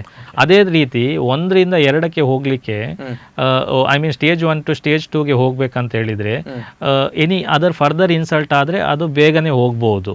ಸೊ ಈ 1 to 5 ಸ್ಟೇಜಿಗೆ ಹೋದ್ಮೇಲೆ ಅವರು ಮುಂದೆ ಅಂದರೆ 1 to ಸ್ಟೇಜಿಗೆ ನಾವು ಹೇಗೆ ಮಾಡಿದ್ದೇವೆ ಅಂತ ಹೇಳಿದರೆ how much percentage of the kidney is damaged. So 5 ಸ್ಟೇಜಿಗೆ ಬರುವಾಗ ಬಹುತೇಕ ಕಿಡ್ನಿ 90-95% ಕಿಡ್ನಿ ಡ್ಯಾಮೇಜ್ ಆಗಿರ್ತದೆ. ಆಮೇಲೆ ಏನು ಉಳಿದಿಲ್ಲ ಅಲ್ಲಿ ಕಿಡ್ನಿ ಫಂಕ್ಷನ್ ಮಾಡಲಿಕ್ಕೆ ಏನು ನೆಫ್ರಾನ್ಸ್ ಉಳಿದಿಲ್ಲ. ಸೊ ದೇಹದ ಕೆಲಸ ಆವಾಗ ಬೇರೆ ಯಾರಾದರೂ ಮಾಡಬೇಕಾಗಿ ಬರ್ತದೆ. ಸೊ ಆವಾಗ ಯಾರು ಮಾಡಬೇಕು ಯಾರು ಅಂತ ಹೇಳಿದರೆ ವೈದ್ಯಕೀಯ ಪ್ರಕ್ರಿಯೆ, ಅದೇ ಒಂದು ಡಯಾಲಿಸಿಸ್ ಅಂತ ನಾವು ಹೇಳ್ತೇವೆ. So dialysis is nothing but a replacement for the kidney excretory function ಅಂತ ಈ ಸಂದರ್ಭದಲ್ಲಿ ನಾನು ಹೇಳ್ತೇವೆ. ಆಮೇಲೆ ನೀವು ಹೇಳಿದ್ರಿ ಡಯಾಲಿಸಿಸ್ ಪರ್ಮನೆಂಟ್ ಬೇಕಾ. ಈ ದೀರ್ಘಕಾಲಿಕ ಕಿಡ್ನಿ ಸಮಸ್ಯೆಯಲ್ಲಿ ಯಾರಿಗೆ ಎಲ್ಲ ಬಹುತೇಕ ಕಿಡ್ನಿ ಡ್ಯಾಮೇಜ್ ಆಗಿ ಜೀವನ ನಡೀಲಿಕ್ಕೆ ಕಷ್ಟ ಆಗ್ತದೆ ಅಂಥವರಿಗೆ ಡಯಾಲಿಸಿಸ್ ಬೇಕು ಅಂತ ಒಬ್ಬ ನೆಫ್ರಾಲಜಿಸ್ಟ್ ನೋಡಿ ತೀರ್ಮಾನ ಮಾಡಿದ ಮೇಲೆ ಅವರಿಗೆ ಪರ್ಮನೆಂಟ್ ಡಯಾಲಿಸಿಸ್ ಬೇಕಾಗುತ್ತೆ. ಓಕೆ, ಈಗ ನೀವು ಗಮನಿಸಿದ ನಿಮ್ಮ ಎಕ್ಸ್ಪೀರಿಯನ್ಸ್ ಅಲ್ಲಿ ಹೇಳೋದಾದ್ರೆ ಯಾವ ಏಜ್ ಇಂದ ಡಯಾಲಿಸಿಸ್ನವರು ಸ್ಟಾರ್ಟ್ ಆಗ್ತಾ ಇದ್ದಾರೆ? ಅಂದ್ರೆ ಈಗ ಸಣ್ಣ ಪ್ರಾಯದಲ್ಲೂ ಕೂಡ ಡಯಾಲಿಸಿಸ್ ಬರುವವರು ಇದ್ದಾರಾ, ಅಥವಾ ಒಂದು ಸರ್ಟೈನ್ ಏಜ್ ಆದ್ಮೇಲೆ? ಓಕೆ, ಇಲ್ಲ, ಇದು ಯಾವ ಎನಿ ಏಜಲ್ಲಿ ನಾವು ನೋಡ್ತೇವೆ. ಒಂದು ಯೂನಿಟಲ್ಲಿ ಹೋದಾಗ ಎಲ್ಲ ಏಜಲ್ಲಿ ಕೂಡ ಮುಂಚೆ ಆದ 50 ವರ್ಷಕ್ಕಿಂತ ಮೇಲ್ಪಟ್ಟವರು, 60 ವರ್ಷಕ್ಕಿಂತ ಮೇಲ್ಪಟ್ಟವರು ಹಾಗೆ ಅಂತೇನಿಲ್ಲ. ಸೊ ಈವನ್ ಫಸ್ಟ್ ಡಿಕೇಡಲ್ಲಿ 10 ವರ್ಷಕ್ಕಿಂತ ಕೆಳಗಡೆ ಇರುವವರು ಕಿಡ್ನಿ ಡ್ಯಾಮೇಜ್ ಆಗಿ ಡಯಾಲಿಸಿಸ್ ಮೇಲೆ ಇರಬಹುದು. ಎನಿ ಏಜ್ ಗ್ರೂಪ್ ಈ ಸಸೆಪ್ಟೇಬಲ್. ಅಂದ್ರೆ ತಾವು ಹೇಳೋದು ಚಿಕ್ಕ ಮಕ್ಕಳಲ್ಲೂ ಕೂಡ ಕಿಡ್ನಿ ಸಮಸ್ಯೆ ಬರಬಹುದು. ಬಟ್ ಕಾರಣ ಬೇರೆ ಇರ್ತದೆ. ಅದು ಯಂಗ್ಸ್ಟರ್ಸ್ ಅಲ್ಲಿ ಬೇರೆ ಇರಬಹುದು, ವಯಸ್ಕರಲ್ಲಿ ಬೇರೆ ಇರಬಹುದು, ಏಜ್ ಪೀಪಲ್ ಇದರಲ್ಲಿ ಬೇರೆ ಇರಬಹುದು. ಬಟ್ ಡಯಾಲಿಸಿಸ್ ದೀರ್ಘಕಾಲಿಕ ಕಿಡ್ನಿ ಸಮಸ್ಯೆ ಯಾರಿಗೆ ಬೇಕಾದ್ರೂ ಬರಬಹುದು ಸಸೆಪ್ಟೇಬಲ್ ಇದ್ರೆ. ಓಕೆ, ಸೊ ನೀವು ವೆಲ್ನಾಕ್ ಆಸ್ಪತ್ರೆಯಲ್ಲೂ ಕೂಡ ಕಾರ್ಯವನ್ನು ನಿರ್ವಹಿಸುವ ಕಾರಣ, ಯಾಕಂದರೆ ಇದು ತುಂಬ ಜನರಿಗೆ ಒಂದು ಉಪಯೋಗ ಆಗಲಿ ಅನ್ನುವ ಕಾರಣಕ್ಕೋಸ್ಕರ ನಾನು ನಿಮ್ಮ ಹತ್ರ ಕೇಳ್ತಾ ಇದ್ದೇನೆ. ಈಗ ಒಂದ್ಸಲ ಡಯಾಲಿಸಿಸ್ ಆರಂಭ ಆದರೆ ಪಾಪ ತುಂಬ ಹಣ ಖರ್ಚಾಗುತ್ತೆ, ವಾರದಲ್ಲಿ 1-2 ಸಲ ಮಾಡೋದಾದರೆ. ಸೊ ನಾವು ತುಂಬ ಬಡತನದಲ್ಲಿದ್ದೇವೆ ಅಥವಾ ನಮಗೆ ಅಷ್ಟು ಹಣ ಪೇ ಮಾಡಲಿಕ್ಕೆ ಸಾಧ್ಯ ಇಲ್ಲ ಅನ್ನುವವರಿಗೆ ವೆಲ್ನಾಕ್ನಲ್ಲಿ ಉಚಿತ ಡಯಾಲಿಸಿಸ್ ಇದೆನಾ? ಅದು ಹೊರತುಪಡಿಸಿ ಬೇರೆ ಯಾವ ಕಡೆ ಇದೆ? ಈಗ ಅವರ ಏನು ಆಯುಷ್ಮಾನ್ ಕಾರ್ಡನ್ನು ತೋರಿಸಿ ಅಥವಾ ಇನ್ನಿತರ ಏನಾದರೂ ಫೆಸಿಲಿಟೀಸ್ ಇದ್ದರೆ ಅದರ ಬಗ್ಗೆ ಮಾಹಿತಿ ಕೊಡ್ಬೋದು ಜನರಿಗೆ? ನೋಡಿ, ವೆನ್ಲಾಕ್ ಇದು ಜಿಲ್ಲಾ ಆಸ್ಪತ್ರೆ, ದಕ್ಷಿಣ ಕನ್ನಡ ಜಿಲ್ಲಾ ಆಸ್ಪತ್ರೆ. ಸೊ ಇಲ್ಲಿ ಬಹಳಷ್ಟು ಜನ ಡಯಾಲಿಸಿಸ್ ನಡೀತಾ ಇದೆ. ಸೊ ಎಲ್ಲ ಜಿಲ್ಲಾ ಆಸ್ಪತ್ರೆಯಲ್ಲಿ, ಎಲ್ಲ ತಾಲೂಕು ಆಸ್ಪತ್ರೆಯಲ್ಲಿ ಸರ್ಕಾರದ ವತಿಯಿಂದ ಫ್ರೀ ಡಯಾಲಿಸಿಸ್ ನಡೀತಾ ಇದೆ. ಸೊ ಬಟ್ ಏನಾಗಿದೆ ಅಂತ ಹೇಳಿದ್ರೆ ಡಿಮಾಂಡ್ ಜಾಸ್ತಿ ಇದೆ. ಅಂದ್ರೆ ಈಗ ಮುಂಚೆ ಒಂದು 10 ಮೆಷಿನ್ ಇತ್ತು ಅಂತ ಎಣಿಸ್ಕೊಳ್ಳಿ ವೆನ್ಲಾಕಲ್ಲಿ, ಆವಾಗ ಕೇವಲ 50 ಜನ ಪೇಷಂಟ್ಸ್ ಇದ್ರು.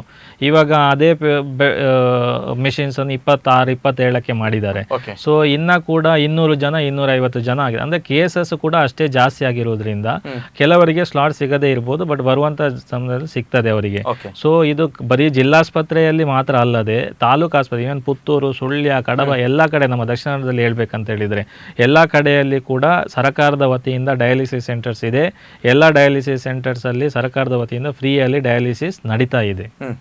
ಸೊ ಬಟ್ ಏನಾಗ್ತಿದೆ ಅಂತ ಹೇಳಿದರೆ ಅವರಿಗೆ ಬೇಕಾದಂಥ ಟೈಮಿಂಗ್ಸ್ ಪೇಷಂಟ್ಸಿಗೆ ಸಿಗದೇ ಇರ್ಬೋದು, ಬಟ್ ಸಿಗ್ತದೆ. ಯಾಕೆಂತ ಹೇಳಿದರೆ because of too many cases. ಅಂದರೆ ಪೇಷಂಟ್ಸ್ ಹೆಚ್ಚಿದ್ದಾರೆ, ಮಿಷನ್ಸ್ ನಮ್ಮ ಹತ್ರ ಕಮ್ಮಿ ಇದೆ. ಇಲ್ಲ, ಮೆಷಿನ್ಸ್ ಇದೆ, ಬಟ್ ಅದು ಅಡಾಪ್ಟ್ ಆಗಿ ಸ್ವಲ್ಪ ಟೈಮ್ ಬೇಕಲ್ಲ, ಟೈಮ್ ಲ್ಯಾಗ್ ಇದೆ ಅಷ್ಟೇ. ಅದನ್ನು ಬಿಟ್ಟರೆ ಬೇರೆ ಏನಿಲ್ಲ. ಅವ್ರಿಗೆ ಬೇಕಾದ, ಈಗ ಕೆಲವರಿಗೆ ನೋಡಿ 5 ಗಂಟೆಯಿಂದ 9 ಗಂಟೆವರೆಗೆ ಸ್ಲಾಟ್ ಬೇಕು. ಯಾಕೆ ಅಂತ ಹೇಳಿದರೆ 9 ಗಂಟೆ ಕೆಲಸಕ್ಕೆ ಹೋಗ್ಲಿಕ್ಕೆ ಇರ್ತದೆ. ಸೊ ಆ ಸ್ಲಾಟ್ ಸಿಗದೇ ಇರ್ಬೋದು ಒಂದು ಸೆಂಟ್ರಲ್ಲಿ, ಯಾಕೆಂತ ಹೇಳಿದರೆ ಅಷ್ಟು ಕೇಸ್ ಇದೆ ಅಂತ. ಬಟ್ ಬೇರೆ ಸ್ಲಾಟಲ್ಲಿ ಸಿಗ್ಬಹುದು. ಬಟ್ ಸರ್ಕಾರದ ವತಿಯಿಂದ ಫ್ರೀ ಡಯಾಲಿಸಿಸ್ ವೆನ್ಲಾಕ್ ಮಾತ್ರ ಅಲ್ಲ, ಎಲ್ಲ ತಾಲೂಕು ಆಸ್ಪತ್ರೆಯಲ್ಲಿ, PHCSC ಅಲ್ಲಿ ಎಲ್ಲ ಕಡೆ ಫ್ರೀ ಆಗಿ ಸಿಗ್ತಾ ಇದೆ. ಈಗ ಗೌರ್ಮೆಂಟ್ ಹಾಸ್ಪಿಟಲ್ ಅಂದ್ರೆ ವೆನ್ಲಾಕ್ ಮತ್ತು ತಾಲೂಕು ಆಸ್ಪತ್ರೆ ಹೊರತುಪಡಿಸಿ ಈ ಆಯುಷ್ಮಾನ್ ಕಾರ್ಡ್ ತೆಗೆದುಕೊಂಡು ಬಂದ್ರೆ ಈಗ ಪ್ರೈವೇಟ್ ಹಾಸ್ಪಿಟಲ್ಗಳಲ್ಲಿ ಫ್ರೀ ಇರುತ್ತಾ, ಉಚಿತ ಇರುತ್ತಾ, ಅಲ್ಲ ಏನಾದರೂ ರೂಲ್ಸ್ ಅಂಡ್ ರೆಗ್ಯುಲೇಷನ್? ತಾತ್ಕಾಲಿಕ ಕಿಡ್ನಿ ಸಮಸ್ಯೆ, ಅಕ್ಯೂಟ್ ಕಿಡ್ನಿ ಇಂಜುರಿಗಳಿಗೆ ಯಾವುದೇ ಪ್ರೈವೇಟ್ ಹಾಸ್ಪಿಟಲ್ ಆಯುಷ್ಮಾನ್ ಎಂಪೈನಲ್ ಆಗಿದ್ರೆ ಅವರಿಗೆ ಡಯಾಲಿಸಿಸ್ ಸಿಗ್ತದೆ. ಮಾತ್ರ ಪರ್ಮನೆಂಟ್ ಆದ್ರೆ ದೀರ್ಘಕಾಲಿಕ ಕಿಡ್ನಿ ಸಮಸ್ಯೆ ಅಂತ ಹೇಳಿದ್ರೆ ಅದರಲ್ಲಿ ಸ್ವಲ್ಪ ಕ್ವೆರೀಸ್ ಎಲ್ಲ ಇರ್ತದೆ, ಅದನ್ನು ಮಾತಾಡ್ಬಿಟ್ಟು ಅದನ್ನು ಸರಿ ಮಾಡಬೇಕಾಗ್ತದೆ. Okay yes. ಈಗ ಇನ್ನೊಂದು ಪ್ರಶ್ನೆ, ತಾವು ಆಗ ಮಾತಾಡುವಾಗ ಹೇಳಿದ್ರಿ ನಾವು ಪೇನ್ ಕಿಲ್ಲರ್ ತೆಗೆದುಕೊಳ್ಳೋದು ಅಥವಾ ಏನೇನು ಮಾತ್ರೆಯನ್ನ ತೆಗೆದುಕೊಂಡ್ರೆ ನಮ್ಮ ಕಿಡ್ನಿಗೆ ಸ್ವಲ್ಪ ಡ್ಯಾಮೇಜ್ ಆಗುತ್ತೆ, ಒಂದು ಕಾರಣ ತಾವು ಹೇಳಿದ್ರಿ. ಇದರ ಜೊತೆಗೆ ಇತ್ತೀಚಿನ ಒಂದು ಟ್ರೆಂಡ್ ಹೇಗಿದೆ, ತಾವು ಹೇಳಿದ್ರಿ ಡಯಾಲಿಸಿಸ್ ಕೇಸ್ಗಳು ಹೆಚ್ಚಾಗ್ತಾ ಇದೆ ಅಂತೇಳಿ. ಸೊ ಇತ್ತೀಚೆಗೆ ನಾವು ತುಂಬ ಪೌಷ್ಟಿಕ ಆಹಾರಗಳನ್ನು ಸೇವಿಸ್ತೇವೆ. ವಿಶೇಷವಾಗಿ ಜಿಮ್ಮಿಗೆ ಹೋಗುವವರು ಬೇರೆ ಬೇರೆ ಪೌಡರ್ಸ್ಗಳು ಇರ್ಬೋದು, ಈ ಥರದ ಇದನ್ನೆಲ್ಲ ಸೇವನೆ ಮಾಡ್ತಾರೆ. ಸೊ ಇದು ಕೂಡ ಒನ್ ಆಫ್ ದಿ ರೀಸನ್ ಇದೇನಾ ನಮ್ಮ ಕಿಡ್ನಿ ಮೇಲೆ ಎಫೆಕ್ಟ್ ಆಗೋದು? ಹೌದು, ಖಂಡಿತವಾಗ್ಲು. ಯಾಕೆಂತ ಹೇಳಿದ್ರೆ ಈಗಿನ ಒಂದು ಇದು ಅಂದ್ರೆ ಸಿನಾರಿಯೋ ನೋಡಿದ್ರೆ ಬಹುತೇಕ ಯಂಗ್ಸ್ಟರ್ಸ್ ಇವರಿಗೆ ಏನಂತ ಹೇಳಿದ್ರೆ ಜಿಮ್ಗೆ ಹೋಗ್ತಾ ಇರ್ತಾರೆ, ಮಸಲ್ ಗೈನ್ ಮಾಡಬೇಕು, ಮಸಲ್ ಬಿಲ್ಡಪ್ ಮಾಡಬೇಕು ಅಂತ. ಸೊ ಇವ್ರು ಏನ್ ಮಾಡ್ತಾರೆ, ಮಸಲ್ ಬಿಲ್ಡಪ್ ಮಾಡ್ಬೇಕಂತ ಹೇಳಿದ್ರೆ ಟ್ರೈನರ್ ಇರ್ಬೋದು ಅಥವಾ ಇನ್ನಿತರರು ಇವರಿಗೆ ಒಂದು ಸಲಹೆ ಕೊಡ್ತಾರೆ, ಇದು ಮಸಲ್ ಬಿಲ್ಡಪ್ ಮಾಡ್ಬೇಕಂತ ಹೇಳಿದ್ರೆ ಅತಿಯಾಗಿ ಪ್ರೋಟೀನ್ ಸೇವನೆ. ಮಾತಾಡ್ತೀನಿ, ಅದಕ್ಕಿಂತ ಮುಂಚೆ ನಮ್ಮೊಬ್ರು ಕಾಲರ್ ಇದ್ದಾರೆ. ಹಲೋ, ತಮ್ಮ ಹೆಸರು, ಎಲ್ಲಿಂದ ಕಾಲ್ ಮಾಡ್ತಿದ್ದೀರಾ? ನೀರ್ ಮಾರ್ಗದಿಂದ. ಹೌದು, ನಿಮ್ಮ ಹೆಸರು ಮೇಡಮ್? ಓಕೆ ಮೇಡಮ್, ಪ್ರಶ್ನೆ ಕೇಳಿ. Good evening. Good evening. Doctor, ನೀವು ಎಲ್ಲ ಕಿಡ್ನಿ ವಿಷಯದಲ್ಲೆಲ್ಲ ಹೇಳಿದ್ರು. ಲಾಸ್ಟಿಗೆ ಡಯಾಲಿಸಿಸ್ ಮಾಡಿದವರಿಗೆ ತುಂಬಾ ವರ್ಷದಿಂದ ಡಯಾಲಿಸಿಸ್ ಮಾಡ್ತಾ ಇರ್ತಾರೆ. ಅದ್ರ ಮೊದಲು ಅವರಿಗೆ ಡಯಾಲಿಸಿಸ್ ಮಾಡುವಾಗ ಏನೆಲ್ಲ ಸಿಂಪ್ಟಮ್ಸ್, ಏನೆಲ್ಲ ಪ್ರಾಬ್ಲಮ್ಸ್ ಬರ್ತದೆ ಅಂತ ನಮ್ಗೊಮ್ಮೆ ಹೇಳ್ಬೋದು? ಅಂದ್ರೆ ಶುಗರ್ ಹೆಚ್ಚಾಗೋದು, ಪ್ರೆಷರ್ ಹೆಚ್ಚಾಗೋದು, ಅವರಿಗೆ ಕಿಡ್ನಿ ಇದರಲ್ಲಿ ಲಂಗ್ಸ್ ಅಲ್ಲಿ ನೀರು ತುಂಬುವುದು, ಅದೆಲ್ಲ ನಮ್ಗೆ ಅದರ ವಿವರ ಸ್ವಲ್ಪ ಅಡ್ವಾನ್ಸ್ ಆಗಿ ತಿಳಿಸಿದ್ರೆ ಜನರು ತುಂಬಾ ಎಚ್ಚರಿಕೆ ವಹಿಸುವರು ಅಂತ ಹೇಳಿ. ಡಯಾಲಿಸಿಸ್ಗೆ ಹೋದ ಮೇಲೆ ಆ ಸಿಂಪ್ಟಮ್ಸ್, ಆ ಕಾಯಿಲೆ ಬಂದ್ರೆ ತುಂಬಾ ಕಷ್ಟ ಆಗ್ತದೆ ನಮಗೆ. ಡಯಾಲಿಸಿಸ್ಗೆ ಹೋದ್ಮೇಲೆ ಏನೆಲ್ಲ ಪ್ರಾಬ್ಲಮ್ಸ್ ಆಗುತ್ತೆ ಅಂತ ಹೇಳಿ ಅಲ್ಲ? ಹೌದು ಹೌದು ಹೌದು. ಈ ಕಾಲಲ್ಲಿ ನೀರು ತುಂಬಿಕೊಳ್ಳೋದು ಅದೆಲ್ಲ ಹೇಳೋದಲ್ಲ ನೀವು? ಹೌದು, ಕಾಲಲ್ಲಿ ನೀರು ತುಂಬುತ್ತದೆ ಮತ್ತು ಪ್ರೆಷರ್ ಹೆಚ್ಚಾಗ್ತದೆ, ಶುಗರ್ ಹೆಚ್ಚಾಗ್ತದೆ, ಕಡಿಮೆ ಆಗ್ತದೆ, ಕಡಿಮೆ ಡಯಾಲಿಸಿಸ್ ಟೈಮ್ ಅಲ್ಲಿ.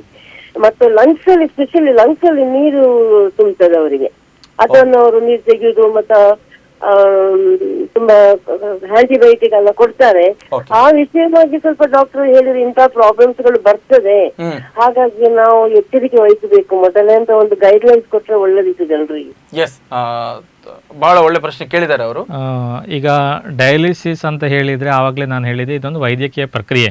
ಯಾವಾಗ ದೀರ್ಘಕಾಲಿಕ ಕಿಡ್ನಿ ಸಮಸ್ಯೆ ಬಂದು ಕಿಡ್ನಿ ತನ್ನ ಕೆಲಸ ಮಾಡಲಿಕ್ಕೆ ಸಾಧ್ಯವಾಗದಂತ ಪರಿಸ್ಥಿತಿಯಲ್ಲಿ ಡಯಾಲಿಸಿಸ್ ಅಂತ ಮಾಡ್ತೇವೆ. ಸೊ ಈಗ ಡಯಾಲಿಸಿಸ್ ಅನ್ನು ನಾನು ಚಿಕ್ಕ ಮಟ್ಟದಲ್ಲಿ ಹೇಳುವುದಂತ ಹೇಳಿದ್ರೆ, ಡಯಾಲಿಸಿಸ್ ಅಂತ ಹೇಳಿದರೆ ದೇಹದಿಂದ ಬ್ಲಡ್ಡನ್ನು ಹೊರಗೆ ತೆಗೆದು ಮೆಷಿನಿಗೆ ಹಾಕಿ ಅದನ್ನು ಶುದ್ಧಿ ಮಾಡಿ ಮತ್ತೆ ದೇಹಕ್ಕೆ ಹಾಕುವಂತಹ ಒಂದು ಪ್ರಕ್ರಿಯೆನೇ ಡಯಾಲಿಸಿಸ್. ಸೊ ಇದು ದೇಹದಿಂದ ಬ್ಲಡ್ ಅನ್ನು ಹೇಗೆ ತೆಗಿಬೇಕು, ಇದು ಫಿಸ್ಟುಲಾ ಅಂತ ಒಂದು ಇರ್ತದೆ ದೀರ್ಘಕಾಲಿಕ ಕಿಡ್ನಿ ಸಮಸ್ಯೆಯವರಲ್ಲಿ. ಸೊ ಫಿಸ್ಟುಲಾ ಅಂತ ಇರ್ತದೆ, ಅದಕ್ಕೆ ನಾವು ಸೂಜಿ ಹಾಕಿಬಿಟ್ಟು ರಕ್ತ ಪೈಪ್ ಮುಖಾಂತರ ತೆಗೆದು ಮಷೀನಿಗೆ ಹಾಕಿ ಡಯಲೈಸರ್ ಮುಖಾಂತರ ಫಿಲ್ಟರ್ ಮುಖಾಂತರ ಹೋಗಿ ಅದು ಕ್ಲಿಯರ್ ಆಗಿ ಮತ್ತೆ ವಾಪಸ್ ದೇಹದೊಳಗಡೆ ಅದು ಹೋಗ್ತದೆ. ಸೊ ಅಂದರೆ ಸೂಜಿ ಚುಚ್ಚಬೇಕು, ಬ್ಲಡ್ ಹೊರಗೆ ಬರಬೇಕು, ಮಷೀನ್ಗೆ ಹೋಗ್ತದೆ, ಆಮೇಲೆ ವಾಪಸ್ ದೇಹದೊಳಗಡೆ ಹೋಗ್ತದೆ. ಸೊ ಇದೆಲ್ಲ ಹಜಾರ್ಡಸ್ ರಿಸ್ಕ್ ಪ್ರೊಸೀಜರ್ಸ್. ಬಟ್ ಆದಷ್ಟು 99.99% ಸೇಫ್. ಆದರೆ ಇನ್ನು ನಾನು 100% ಹೇಳಿಲ್ಲ, 0.01% ರಿಸ್ಕ್ ಇದ್ದೇ ಇರ್ತದೆ. ಸೊ ಇಂಥ ಸಂದರ್ಭದಲ್ಲಿ ಕೆಲವು ಸರ್ತಿ ನೀಡಲ್ ಔಟ್ ಆಗ್ಬೋದು, ಫಿಸ್ಟುಲಾ ಕ್ಯಾನ್ಲೇಷನ್ ಚಿಕ್ಕದ್ರಿದ್ರೆ ಇಂಜುರಿ ಆಗ್ಬೋದು, ಮೆಷಿನ್ಗೆ ಬ್ಲಡ್ ಹೋಗುವಂಥ ಸಂದರ್ಭ ಕೆಲವು ಸರ್ತಿ ಹಿಮೋಲೈಸಿಸ್ ಆಗ್ಬೋದು. ಆಮೇಲೆ ನಾವು ಬ್ಲಡ್ ಆ ಮೆಷಿನಲ್ಲಿ ಕ್ಲಾಟ್ ಆಗಬಾರ್ದು, ಬ್ಲಡ್ ಹೊರಗಡೆ ಬಂದ ತಕ್ಷಣ ಕ್ಲಾಟ್ ಆಗ್ತದೆ, ಅದು ಕ್ಲಾಟ್ ಆಗಬಾರ್ದು ಅಂತ ನಾವು ಹೆಪಾರಿನ್ ಅಂತ ಇಂಜೆಕ್ಷನ್ ಕೊಡ್ತೇವೆ. ಸೊ ಇದೆಲ್ಲ ಬ್ಲಡ್ ಪೂರ್ತಿ ದೇಹದಿಂದ ಹೊರಗಡೆ ಬಂದು ಮತ್ತೆ ವಾಪಸ್ಸು ಒಳಗಡೆ ಹೋಗುವಂಥ ಒಂದು ಇದು ಸಂದರ್ಭ. ಸೊ ಇಲ್ಲಿ ಏನಾಗ್ತದೆ, definitely there will be some amount of risk. So ಈ ಇನ್ಫೆಕ್ಷನ್ ರಿಸ್ಕ್ ಇರ್ಬೋದು, ಅಥವಾ ಕೆಲವು ಸರ್ತಿ ಹೆಪಟೈಟಿಸ್ ಬಿ, ಹೆಪಟೈಟಿಸ್ ಸಿ ಅಂತ ಹೇಳ್ತೇವೆ, ಅದು ಕ್ರಾಸ್ ಕಂಟಾಮಿನೇಷನ್ ಆಗ್ಬೋದು. ಅದೇ ಥರ ವ್ಯಕ್ತಿ ಆಸ್ಪತ್ರೆಗೆ ವಾರಕ್ಕೆ 3 ಸರ್ತಿ 4 ಸರ್ತಿ ಬರ್ತಾರೆ, ಇವ್ರದ್ದು ಇಮ್ಯುನಿಟಿ ಕಡಿಮೆ ಇರ್ತದೆ, ರೋಗ ನಿರೋಧಕ ಶಕ್ತಿ ಕಡಿಮೆ ಇರ್ತದೆ. So they are prone for infections. So ಆಮೇಲೆ ಕಿಡ್ನಿ ಸಮಸ್ಯೆ ಇದ್ದರೆ ಬರೀ ಕಿಡ್ನಿದು ಮಾತ್ರ ಅಲ್ಲದೆ ಅದು ಬೇರೆ ಅಂಗಾಂಗ ಕೂಡ ಅದರದ್ದು ವೀಕ್ ಮಾಡ್ತಾ ಹೋಗ್ತದೆ. ಅದರದ್ದು ಪ್ರಮುಖ ಅಂಗ ಹಾರ್ಟ್ ಮೇಲೆ ಒತ್ತಡ ತೀವ್ರ ಥರದಲ್ಲಿ ಬಿದ್ದೇ ಬೀಳ್ತದೆ. ಸೊ ಈಗೆಲ್ಲ ಆಗಿರೋದ್ರಿಂದ ಡೆಫಿನೆಟ್ಲಿ ಪೇಷಂಟ್ಗೆ ಒಂದು ಸ್ವಲ್ಪ ರಿಸ್ಕ್ ಇದ್ದೇ ಇರ್ತದೆ. ಹಾಗಂತೇಳ್ಬಿಟ್ಟು ಡಯಾಲಿಸಿಸ್ ಮಾಡಬಾರ್ದಾ ಅಂತ ಕೇಳಿದರೆ ಅದರದ್ದು ಬೆನಿಫಿಟ್ ಹಲವಾರಿದೆ. ಡಯಾಲಿಸಿಸ್ ಮಾಡದಿದ್ರೆ 100% ರಿಸ್ಕ್ ಇದ್ದರೆ, ಡಯಾಲಿಸಿಸ್ ಮಾಡಿದ್ರೆ 99% ರಿಸ್ಕ್ ಕಡಿಮೆ ಆಗ್ತದೆ. So benefit is outweighs the risk ಅಂತ ನಾವು ಹೇಳ್ತೇವೆ. ಸೊ ಬೆನಿಫಿಟ್ ಏನು, ಕಿಡ್ನಿ ಕೆಲಸ ಮಾಡ್ತಾ ಇಲ್ಲ, ಕಿಡ್ನಿದ ಕೆಲಸ ಡಯಾಲಿಸಿಸ್ ಮುಖಾಂತರ ಮಾಡ್ತದೆ, that is a major benefit ಅಲ್ವಾ. So benefit outweighs the risk. ಆಮೇಲೆ ಕೆಲವು ಸರ್ತಿ ಏನಾಗ್ತದೆ, ಪೇಷಂಟ್ಗೆ ನಾವು ಹೇಳ್ತೇವೆ ಯೂರಿನ್ ಅವರಿಗೆ ಬರಲ್ಲ, ಕೆಲವು ಸಲ ಬಹುತೇಕ ಸಲ ಬರಲ್ಲ. ಸೊ ಅಂಥ ಸಂದರ್ಭದಲ್ಲಿ ನಾವು ಸ್ಟ್ರಿಕ್ಟ್ ಡಯಟ್ ಹೇಳ್ತೇವೆ, ನೀರು ಮತ್ತು ಉಪ್ಪು ಒಂದು ಇತಿಮಿತಿಯಲ್ಲಿ ಕುಡಿಬೇಕು, ಎಷ್ಟು ಕುಡಿಬೇಕಂತ ನಾವು ಹೇಳ್ತೇವೆ ಅವರಿಗೆ. ಅದರಿಂದ ಅವ್ರು ಸ್ವಲ್ಪ ಮೇಲ್ಪಟ್ಟು ಕುಡಿದ್ರೆ ಏನಾಗ್ತದೆ, ಅವ್ರು ಹೇಳಿದಂಗೆ ನೀರು ಲಂಗ್ಸಲ್ಲಿ ಸೇರಿಕೊಂಡು ಅವರಿಗೆ ದಮ್ ಬರ್ಬೋದು. ಅಂಥ ಸಂದರ್ಭದಲ್ಲಿ ನಾವು ಡಯಾಲಿಸಿಸ್ ಇಂಟೆನ್ಸಿಫೈ ಮಾಡಬೇಕಾಗ್ತದೆ, ಬ್ಯಾಕ್ ಟು ಬ್ಯಾಕ್ ಮಾಡಬೇಕಾಗ್ತದೆ ಡಯಾಲಿಸಿಸ್. ಸೊ ಇಲ್ಲದಿದ್ರೆ ಏನಾಗ್ತದೆ, ಅವರಿಗೆ ಡಯಾಲಿಸಿಸ್ ಮಾಡ್ತಾರೆ, ಬಟ್ ಇನ್ನು ರೆಸಿಡ್ಯೂಯಲ್ ಫ್ಲೂಯಿಡ್ ಅವ್ರ ದೇಹದಲ್ಲಿ ಇರ್ತದೆ, ಅದು ಲಂಗ್ಸಲ್ಲಿ ಕಲೆಕ್ಟ್ ಆಗಿ ಅವರಿಗೆ ಕೆಮ್ಮು ಬರ್ಬೋದು, ಇನ್ಫೆಕ್ಷನ್ ಬರ್ಬೋದು, ದಮ್ ಬರ್ಬೋದು, ಇದೆಲ್ಲ ಆಗ್ತಾ ಇರ್ತದೆ. ಸೊ ಜನರು ಏನು ಹೇಳ್ತಾರೆ, ಇದು ಮುಂಚೆ ಇರಲಿಲ್ಲ, ಈಗ ಡಯಾಲಿಸಿಸ್ ಶುರು ಆದಮೇಲೆ ಬಂತು ಅಂತ. ಬಟ್ ಸರಿಯಾಗಿ ಡಯಾಲಿಸಿಸ್ ಮಾಡಿ ಒಬ್ಬ ತಜ್ಞ ವೈದ್ಯರಿಂದ ಸಲಹೆ ಸೂಚನೆ ಪಡೆದು ಅವ್ರ ಮಾರ್ಗದರ್ಶನ ಚಾಚು ತಪ್ಪದೆ ಪಾಲನೆ ಮಾಡಿದರೆ ಐ ಡೋಂಟ್ ಥಿಂಕ್ 99% ಇದೆಲ್ಲ ಪ್ರಾಬ್ಲಮ್ ಬರುವುದನ್ನು ನಾವು ತಪ್ಪಿಸ್ಬೋದು ಅಂತ. ಬಟ್ ಅದೇ ನಾನು ಆವಾಗಲೇ ಹೇಳಿದಂಗೆ ರಿಸ್ಕ್ ಇದ್ದೇ ಇರ್ತದೆ, ಎಲ್ಲದರಲ್ಲೂ ರಿಸ್ಕ್ ಇದೆ. ಸೊ ಅದನ್ನು ನಾವು ತಗೊಂಡು ಬೆನಿಫಿಟ್ ಮುಖಾಂತರ ನಾವು ಪಾಸಿಟಿವ್ ಆಗಿ ನೋಡ್ಬೇಕಂತ ನಾನು ಈ ವಾಹಿನಿ ಮುಖಾಂತರ ಹೇಳ್ತೇನೆ. ಇನ್ನೊಬ್ರು ಕಾಲರ್ ವೇಟ್ ಮಾಡ್ತಾ ಇದ್ದಾರೆ. ಹಲೋ ಸರ್, ನಮಸ್ತೆ. ನಮಸ್ತೆ ಮೇಡಮ್. ನಮಸ್ತೆ ಸರ್. ನನಗೆ ಡಾಕ್ಟರ್ ಹತ್ರ ಒಂದು ಪ್ರಶ್ನೆ ಕೇಳಬೇಕಿತ್ತು. ಒಂದು ಆರೋಗ್ಯವಂತ ವ್ಯಕ್ತಿಗೆ ಈಗ ಕಿಡ್ನಿ ಸಮಸ್ಯೆ ಉಂಟಂತ ಯಾವ ರೀತಿ ಪತ್ತೆ ಹಚ್ಚಬಹುದು ಸರ್? ಓಕೆ, ನಾರ್ಮಲ್ ಇದ್ದಾರೆ, ಬಟ್ ನನಗೆ ಕಿಡ್ನಿದು ಪ್ರಾಬ್ಲಮ್ ಉಂಟಾ ಇಲ್ವಾ ಗೊತ್ತಾಗೋದು ಹೇಗೆ ಅಂತ ಹೇಳಿ. ಹೌದೌದು ಸರ್. ಓಕೆ, ಸೊ ನಾನು ಆವಾಗಲೇ ಹೇಳಿದೆ, ಸಿಂಪ್ಟಮ್ಸ್ ಕೆಲವು ಸರ್ತಿ ಮಾಸ್ಕ್ ಆಗಿರ್ತದೆ. ಸೊ ಅದಕ್ಕೋಸ್ಕರ ಕಿಡ್ನಿ ಸಮಸ್ಯೆ ಇದೆ ಅಂತ ಪತ್ತೆ ಹಚ್ಚೋದು ಹೇಗೆ ಅಂತ ಅವ್ರ ಪ್ರಶ್ನೆ. ಸೊ ಯೂರಿನ್ ರುಟೀನ್ ಮತ್ತು ಬ್ಲಡ್ಡಲ್ಲಿ ಕ್ರಿಯಾಟಿನಿನ್ ಟೆಸ್ಟ್, ಯೂರಿನ್ ಟೆಸ್ಟ್ ಮತ್ತು ಬ್ಲಡ್ಡಲ್ಲಿ ಸೀರಮ್ ಕ್ರಿಯಾಟಿನಿನ್ ಅಂತ, ಇದು 2 ಟೆಸ್ಟ್ ಮಾಡಿದರೆ 95% ಕಿಡ್ನಿ ಸಮಸ್ಯೆಯನ್ನು ಪತ್ತೆ ಹಚ್ಚಬಹುದು. ಸೊ 95 ಅಲ್ಲ, 99 ಅಂತಲೇ ಹೇಳ್ಬೋದು. ಸೊ 99% ಕಿಡ್ನಿ ಸಮಸ್ಯೆ ಇದೇನಾ ಇಲ್ವಾ ಅಂತ ನಾವು ಈ 2 ಟೆಸ್ಟಿಂದ, ಇದು ಎಲ್ಲ ಕಡೆ ನಾವು ಹೇಳೋದು, ಒಬ್ಬ ಆರೋಗ್ಯವಂತ ಎವ್ರಿ ಇಯರ್ ಟೆಸ್ಟ್ ಮಾಡಿಸುವಾಗ ಬ್ಲಡ್ ಕ್ರಿಯಾಟಿನ್ ಟೆಸ್ಟ್ ಒಂದು, ಆಮೇಲೆ ಯೂರಿನ್ ಟೆಸ್ಟ್ ಒಂದು, ಇದು ವರ್ಷಕ್ಕೆ ಒಂದ್ಸರ್ತಿ normal individuals. But diabetes, hypertension, comorbidities ಯಾರಿಗಿದೆ ಅವರು ಒಂದು ಸ್ವಲ್ಪ ಫ್ರೀಕ್ವೆಂಟ್ ಆಗಿ ಮಾಡಿದ್ರೆ ಒಳ್ಳೇದು. 6 ತಿಂಗಳಿಗೆ ಒಂದ್ಸರ್ತಿ ಮಾಡಿದ್ರೆ ಅವರಿಗೆ ಕಿಡ್ನಿ ಸಮಸ್ಯೆ ಇದೇನಾ ಇಲ್ವಾ ಅಂತ ನಾವು ಪತ್ತೆ ಹಚ್ಚಬಹುದು. ಸೊ ಕೇವಲ ಒಂದು ಬ್ಲಡ್ ಟೆಸ್ಟ್, ಒಂದು ಯೂರಿನ್ ಟೆಸ್ಟ್, 2 ಟೆಸ್ಟ್, 2ರಲ್ಲಿ ಗೊತ್ತಾಗ್ತದೆ. ಆಮೇಲೆ ಅದು ಅಲ್ಲದೆ ಇದು ನಾನು ಎಷ್ಟೇ 99% ಹೇಳಿದೆ, ಬಟ್ ಇದು this can be used as A screening test. Okay, ಈಗ ನೀವು ಹಾಗೆ ಹೇಳಿದ್ರಲ್ವಾ, ಏನು ಫಸ್ಟ್ ಸ್ಟೇಜ್, ಸೆಕೆಂಡ್ ಸ್ಟೇಜ್, ಈ 5 ಸ್ಟೇಜ್ ಆದಮೇಲೆ ನಾವು ಡಯಾಲಿಸಿಸ್ಗೆ ಹೋಗೋದಂತೇಳಿ. ಸೊ ಒಂದು ಇದನ್ನು ರುಟೀನ್ ಆಗಿ ಚೆಕಪ್ ಮಾಡಿಸ್ತಾ ಇದ್ರೆ ಇಲ್ಲಿ ಈ ಥರದ್ದು ಸಮಸ್ಯೆ ಬರಲ್ಲ. ಸೊ 5ನೇ ಸ್ಟೇಜಿಗೆ ಹೋಗಬಾರ್ದು, ಯಾಕೆಂದರೆ ಡಯಾಲಿಸಿಸ್ ಅನ್ನೋದು ಒಂದು ಸಲ ಆರಂಭ ಆದರೆ ಅದಕ್ಕಿಂತ ದೊಡ್ಡ ಕಿರಿಕಿರಿ ಯಾವುದೂ ಇಲ್ಲ. ಸೊ ನೀವು ಕೊಡುವ ಬೆಸ್ಟ್ ಸಲಹೆಗಳು ಏನು? ಈಗ ಮಾಡಿಸೋದು, ಮಾಡಿಸಿದ ಮೇಲೆ ಆಗುವ ಸಮಸ್ಯೆಗಳು, ಮಾಡಿಸಬೇಕಾದ ಟೆಸ್ಟ್ಗಳು, ಇದರ ಮಾಹಿತಿಗಿಂತಲೂ ಹೆಚ್ಚಿನ ಮಾಹಿತಿ ನಮಗೆ ಬೇಕಿರೋದು ಬರದೇ ಇರೋದಕ್ಕೆ ಏನು ಮಾಡಬೇಕು ನಾವು? ಕಿಡ್ನಿ ಸಮಸ್ಯೆ ಬಾರದಿರೋದಕ್ಕೆ ಕಿಡ್ನಿ ಸಮಸ್ಯೆ ಬಾರದಿರೋದಕ್ಕೆ ಇದು ಎರಡು ಈ ಥರ ಇದೆ. ಒಂದು, ಕಿಡ್ನಿ ಸಮಸ್ಯೆ ಬಾರದಿರೋದಕ್ಕೆ ನಾವು ಏನು ಮಾಡಬೇಕು, ಆಮೇಲೆ ಕಿಡ್ನಿ ಸಮಸ್ಯೆ ಬಂದ ಮೇಲೆ ಡಯಾಲಿಸಿಸ್ ಸ್ಟೇಜ್ಗೆ ಹೋಗದಂಗೆ ಹೇಗೆ ನೋಡ್ಕೋಬೇಕು ಅಲ್ವಾ. ಫಸ್ಟ್ಗೆ ನಾನು ಎರಡನೇ ಪ್ರಶ್ನೆಗೆ ಉತ್ತರ ಕೊಡ್ತೇನೆ.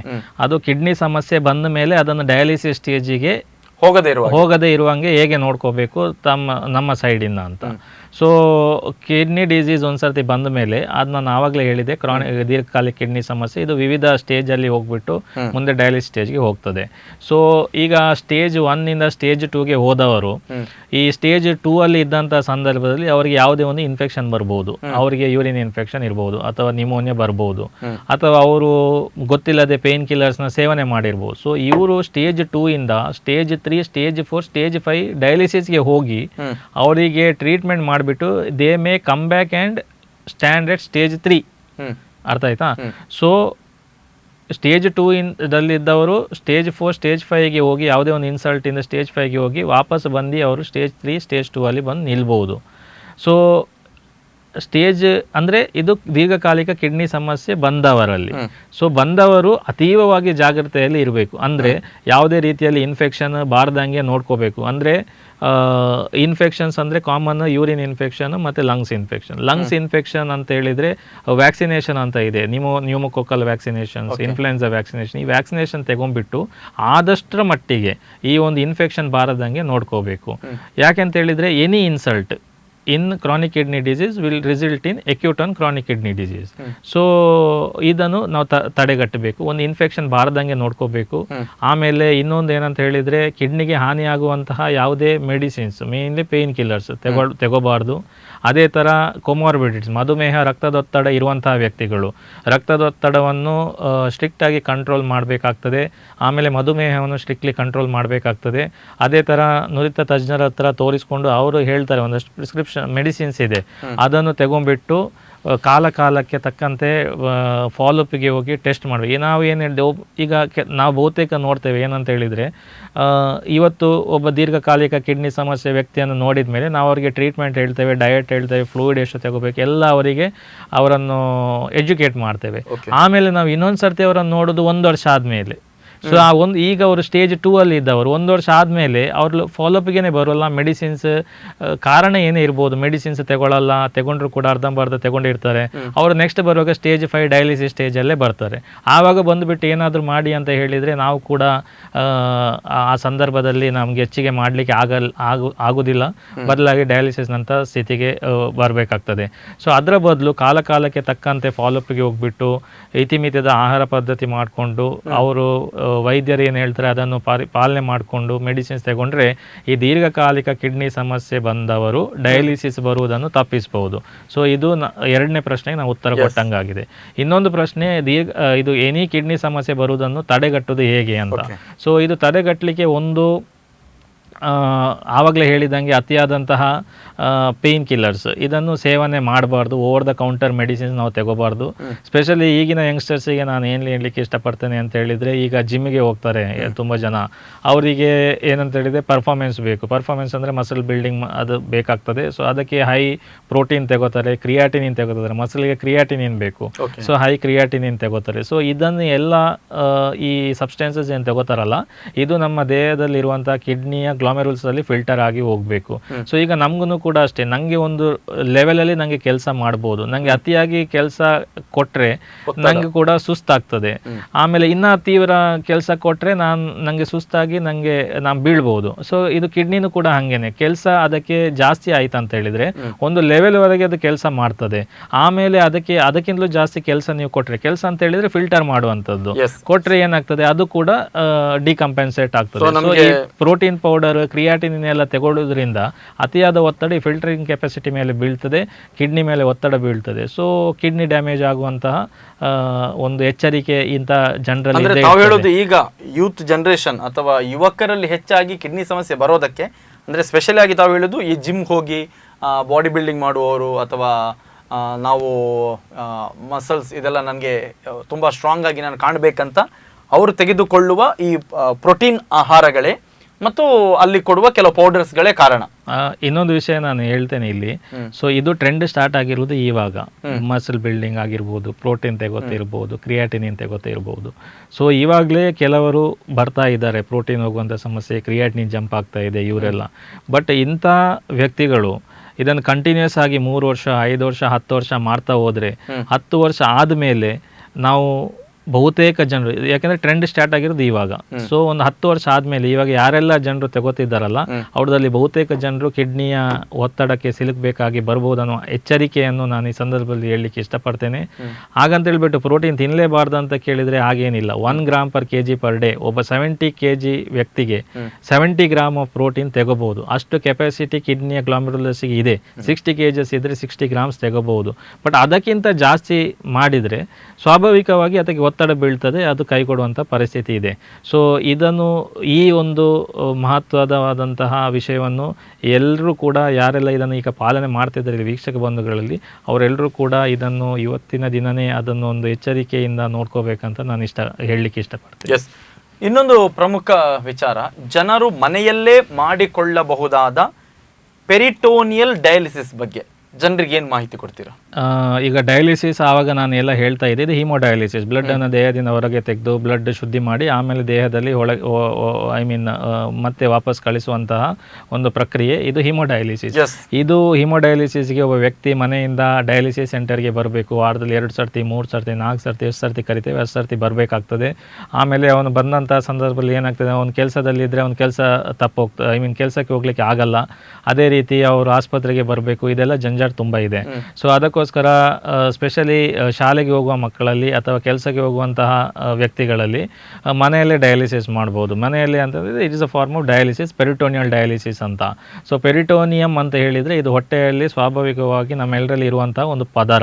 ಸೊ ಈ ಪದರ ಏನಿದೆ ಅಲ್ಲ, ಇದು ಹಿಮೋಡಯಾಲಿಸಲ್ಲಿ ಇರುವಂತಹ ಫಿಲ್ಟರ್ ಯಾವ ಥರ ಕೆಲಸ ಮಾಡ್ತಾ ಇರ್ತದೆ ಅದೇ ಥರ ಕೆಲಸ ಇದು ಪೆರಿಟೋನಿಯಂ ಮಾಡ್ತಾ ಇರ್ತದೆ. ಸೊ ನಾವೊಂದು ಡಯಾಲಿಸೇಟ್ ಫ್ಲೂಯಿಡ್ ಅಂತ ಇರ್ತದೆ, ಅದನ್ನು ಹೊಟ್ಟೆ ಒಳಗಡೆ ನಾವು ಒಂದು ಇದರ ಮುಖಾಂತರ ತುಂಬಿ, ಅದು 1 ಲೀಟರ್ ಇರ್ಬೋದು 2 ಲೀಟರ್ ಇರ್ಬೋದು, ಅದು ಪೆರಿಟೋನಿಯಂ ಒಳಗಡೆ ಅದನ್ನು ತುಂಬಿಟ್ಟು ಆ ಪೆರಿಟೋನಿಯಲ್ ಮೆಂಬ್ರೇನ್ ಏನು ನ್ಯಾಚುರಲ್ ಮೆಂಬ್ರೇನ್ ಇದೆ ಅದು ಡಯಲೈಸರ್ ಥರ ಕೆಲಸ ಮಾಡಿ ನಮ್ಮ ರಕ್ತದಲ್ಲಿ ಇರುವಂತಹ ವಿಷಕಾರಿ ಅಂಶವನ್ನು ಈ ಪದರದ ಮುಖಾಂತರ ಆ ಪೆರಿಟೋನಿಯಲ್ ಫ್ಲೂಯಿಡಿಗೆ ಟ್ರಾನ್ಸ್ಫರ್ ಮಾಡಿಸ್ಕೊಳ್ತದೆ.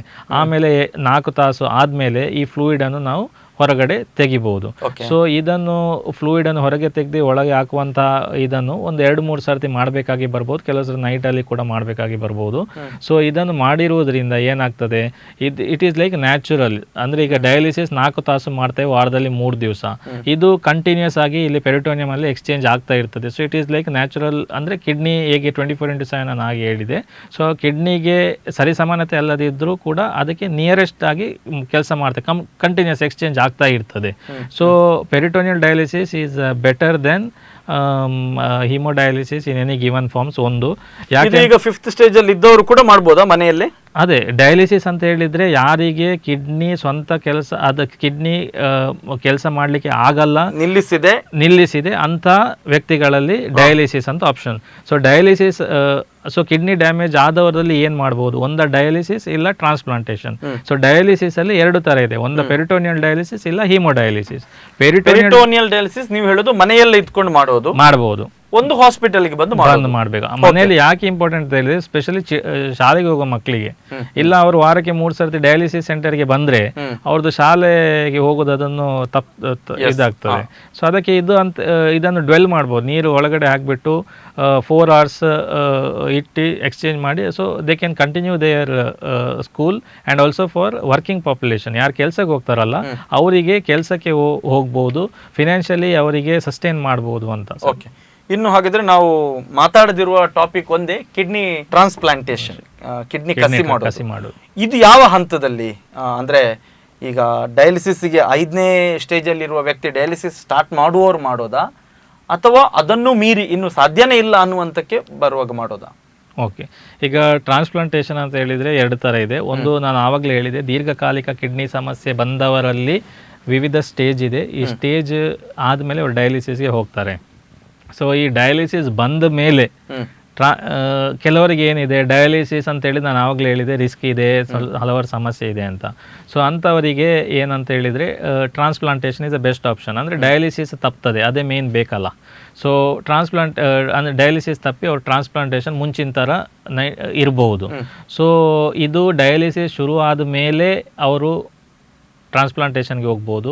ಇಲ್ಲ ಈ ದೀರ್ಘಕಾಲಿಕ ಕಿಡ್ನಿ ಸಮಸ್ಯೆಯಲ್ಲಿ ನಾನು ಸ್ಟೇಜಸ್ ಅಂತ ಹೇಳಿದೆಲ್ಲ, ಅಂತಹ ಸಂದರ್ಭದಲ್ಲಿ ಅವ್ರಿಗೆ ಇನ್ನೂ ಡಯಾಲಿಸಿಸ್ ಶುರು ಆಗಿರಲ್ಲ, ಬಟ್ ಡಯಾಲಿಸಿಸ್ ಶುರು ಆಗ್ಬೋದು ಇನ್ ನಿಯರ್ ಫ್ಯೂಚರ್, ಅಂಥವರಿಗೇನೆ ಕಸಿ ಮಾಡ್ಬೋದು. It is called preemptive transplant. So dialysis start ಆದಮೇಲೆ ಮಾಡ್ಬೋದು, ಇಲ್ಲ ಮುಂಚೆನೆ ಮಾಡ್ಬೋದು. ಬಟ್ ಅದು ಒಂದ್ಸಲ ಮಾಡಿಸಿದ್ರೆ ಈ ಡಯಾಲಿಸಿಸ್ ಪ್ರಾಬ್ಲಮ್ ಇರಲ್ಲ, ಒಂದ್ಸತಿ ಸಕ್ಸಸ್ ಆಗ್ತದೆ ಈಗಿನ ಕಾಲದಲ್ಲಿ ಬಹುತೇಕ. ಸೊ ಸಕ್ಸಸ್ ಆಯ್ತು ಅಂತ ಹೇಳಿದ್ರೆ ಅವರಿಗೆ ಡಯಾಲಿಸಿಸ್ ತಪ್ತದೆ. ಸೊ 99% ಅವರು ಮುಂಚೆ ಹೇಗೆ ಇದ್ರು, ನಮ್ಮ ಅವರ ಕಿಡ್ನಿ ನಾರ್ಮಲ್ ಇದ್ದ ಸಂದರ್ಭದಲ್ಲಿ ಅವ್ರು ಹೇಗೆ ಇದ್ರು ಅದೇ ತರ ಅವರು ನಾರ್ಮಲ್ ಆಗಿ ಇರಬಹುದು. ಬಟ್ ಕೆಲವು ಮೆಡಿಸಿನ್ಸ್ ಎಲ್ಲ ಅವ್ರು ಚಾಚು ತಪ್ಪದೆ ತಗೋಬೇಕಾಗ್ತದೆ. ಸೊ ಅವ್ರು ಮೊದಲಿನಂತೆ ಇರಬಹುದು. ಬಟ್ ಇದು ತುಂಬಾ ಕಾಸ್ಟ್ಲಿನಾ ಈ ಒಂದು ಪ್ರೊಸೀಜರ್ ಟ್ರಾನ್ಸ್ಪ್ಲಾಂಟೇಷನ್? ಇಲ್ಲ, ಅದು ಬೇರೆ ಬೇರೆ ಹಾಸ್ಪಿಟಲ್ಸ್ ಅಲ್ಲಿ ಬೇರೆ ಬೇರೆ ರೇಟ್ಸ್ ಇರ್ಬೋದು. ಬಟ್ ಈಗ ಕನಿಷ್ಠ ಇದು ಕಾಸ್ಟ್ ಅಲ್ಲಿ ಬಂದಿದೆ. ಇನ್ನೊಂದು ಏನಂತ ಹೇಳಿದ್ರೆ ಸರ್ಕಾರದ ವತಿಯಿಂದ ಕೂಡ ನಮ್ಮ ಕರ್ನಾಟಕ ರಾಜ್ಯದಲ್ಲಿ ಕರ್ನಾಟಕದ ಸರ್ಕಾರದ ಸೌಮ್ಯದ ಇನ್ಸ್ಟಿಟ್ಯೂಟ್ ಆಫ್ ನೆಫ್ರೋಯೂರಾಲಜಿ ಅಂತ ಇದೆ, ಅಲ್ಲಿ ಫ್ರೀಯಾಗಿ ನಡೀತಾ ಇದೆ. ಹಾಗೂ ಇನ್ನಿತರ ಹುಬ್ಳಿ ಕಿಮ್ಸ್ ಆಸ್ಪತ್ರೆ ಅಂತ ಇದೆ, ಅದು ಕೂಡ ಸರ್ಕಾರಿ ಸ್ವಾಮ್ಯದ ಆಸ್ಪತ್ರೆ, ಅಲ್ಲೂ ಕೂಡ ಫ್ರೀಯಾಗಿ ನಡೀತಾ ಇದೆ. ಆಮೇಲೆ ಇನ್ನೊಂದು ಏನಂತ ಹೇಳಿದ್ರೆ ನಮ್ದು ಜಿಲ್ಲಾ ವೆನ್ಲಾಕ್ ಆಸ್ಪತ್ರೆಯಲ್ಲಿ ಕೂಡ ಕಿಡ್ನಿ ಕಸಿ ಮಾಡಲಿಕ್ಕೆ ಅಗತ್ಯವಾದಂಥ ಕ್ರಮವನ್ನು ಸರ್ಕಾರ ಕೈಗೊಂಡಿದೆ. ಹಾಗೂ ಅದಕ್ಕೆ ಪರ್ಮಿಷನ್ ಬೇಕು, ಅದನ್ನು ಕೂಡ ಪರ್ಮಿಷನ್ಗೆ ವೆನ್ಲಾಕ್ ಆಸ್ಪತ್ರೆಯಿಂದ ಅದನ್ನು ಕಳಿಸಿಕೊಟ್ಟಿದ್ದಾರೆ. ಸೊ ಆರೋಗ್ಯ ಮತ್ತು ಕುಟುಂಬ ಕಲ್ಯಾಣ ಇಲಾಖೆ ಅಡಿಯಲ್ಲಿ ಬರುವಂತಹ ಆಸ್ಪತ್ರೆಯಲ್ಲಿ ವೆನ್ಲಾಕ್ ಪ್ರಥಮ ಆಸ್ಪತ್ರೆ ಕಿಡ್ನಿ ಕಸಿ ಮಾಡೋದು ಆಗ್ಬೋದು ಅಂತ ನಮ್ದೆಲ್ಲ ಆಶಯ.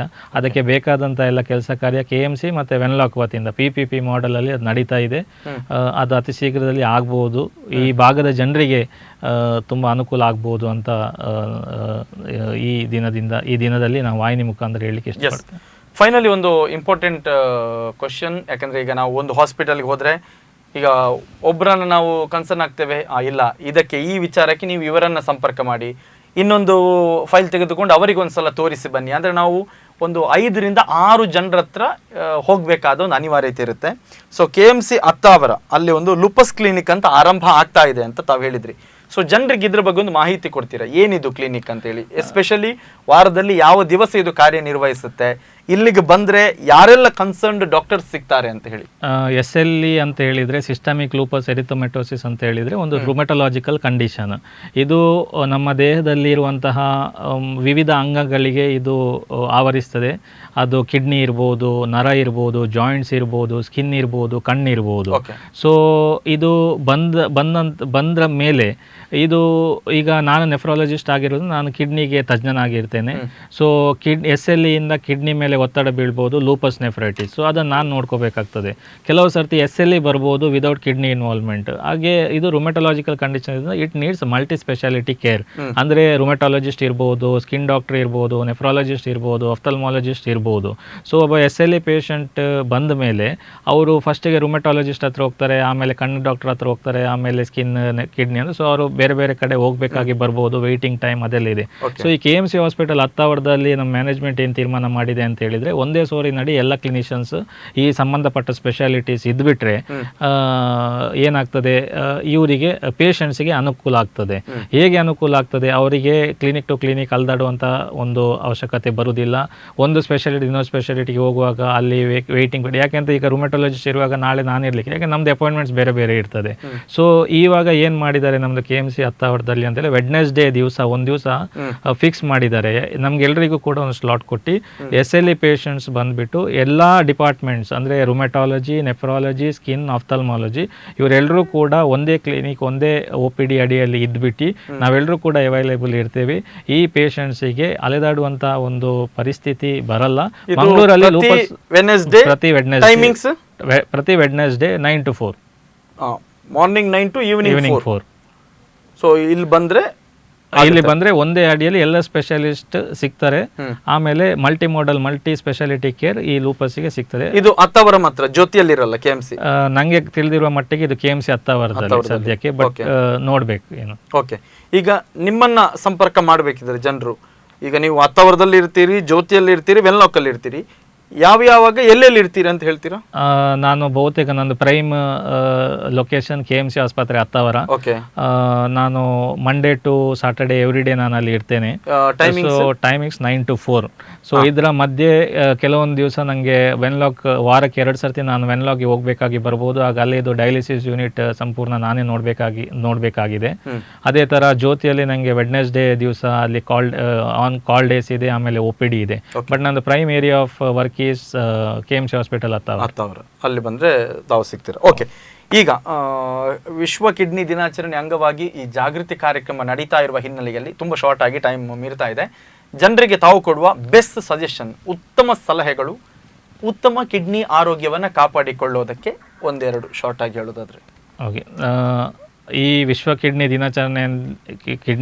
ದಿನಾಚರಣೆಯಲ್ಲಿ ಈ ವಾಹಿನಿಯ ಮುಖಾಂತರ ನಾನು ಏನು ಮೆಸೇಜ್ ಕೊಡಬೇಕು ಅಂತ ಹೇಳಿದರೆ, ನಮ್ಮ ದೇಹದಲ್ಲಿ ಇರುವಂತಹ ಪ್ರತಿಯೊಂದು ಅಂಗದ ಜೊತೆ ಕಿಡ್ನಿ ಮಾತ್ರವಾದಂಥ ಕೆಲಸ ಇದೆ. 1 ಗಂಟೆಯಲ್ಲಿ ನಾವು ಅದ್ರ ಬಗ್ಗೆ ಡಿಸ್ಕಸ್ ಮಾಡಿದ್ದೀವಿ. ಕಿಡ್ನಿ ಡ್ಯಾಮೇಜ್ ಆಗಿ ಡಯಾಲಿಸಿಸ್ಗೆ ಹೋಯಿತು ಅಂತಂದರೆ ಅವನು ವ್ಯಕ್ತಿಗೆ ಮಾತ್ರವಲ್ಲದೆ ವ್ಯಕ್ತಿಯ ಕುಟುಂಬಕ್ಕೂ ಕೂಡ ಅದೊಂದು ತೊಂದರೆ, ಹಾಗೂ ಸಮಾಜದ ಮೇಲೆ ಕೂಡ ದೊಡ್ಡ ಪರಿಣಾಮ ಬೀಳ್ತದೆ.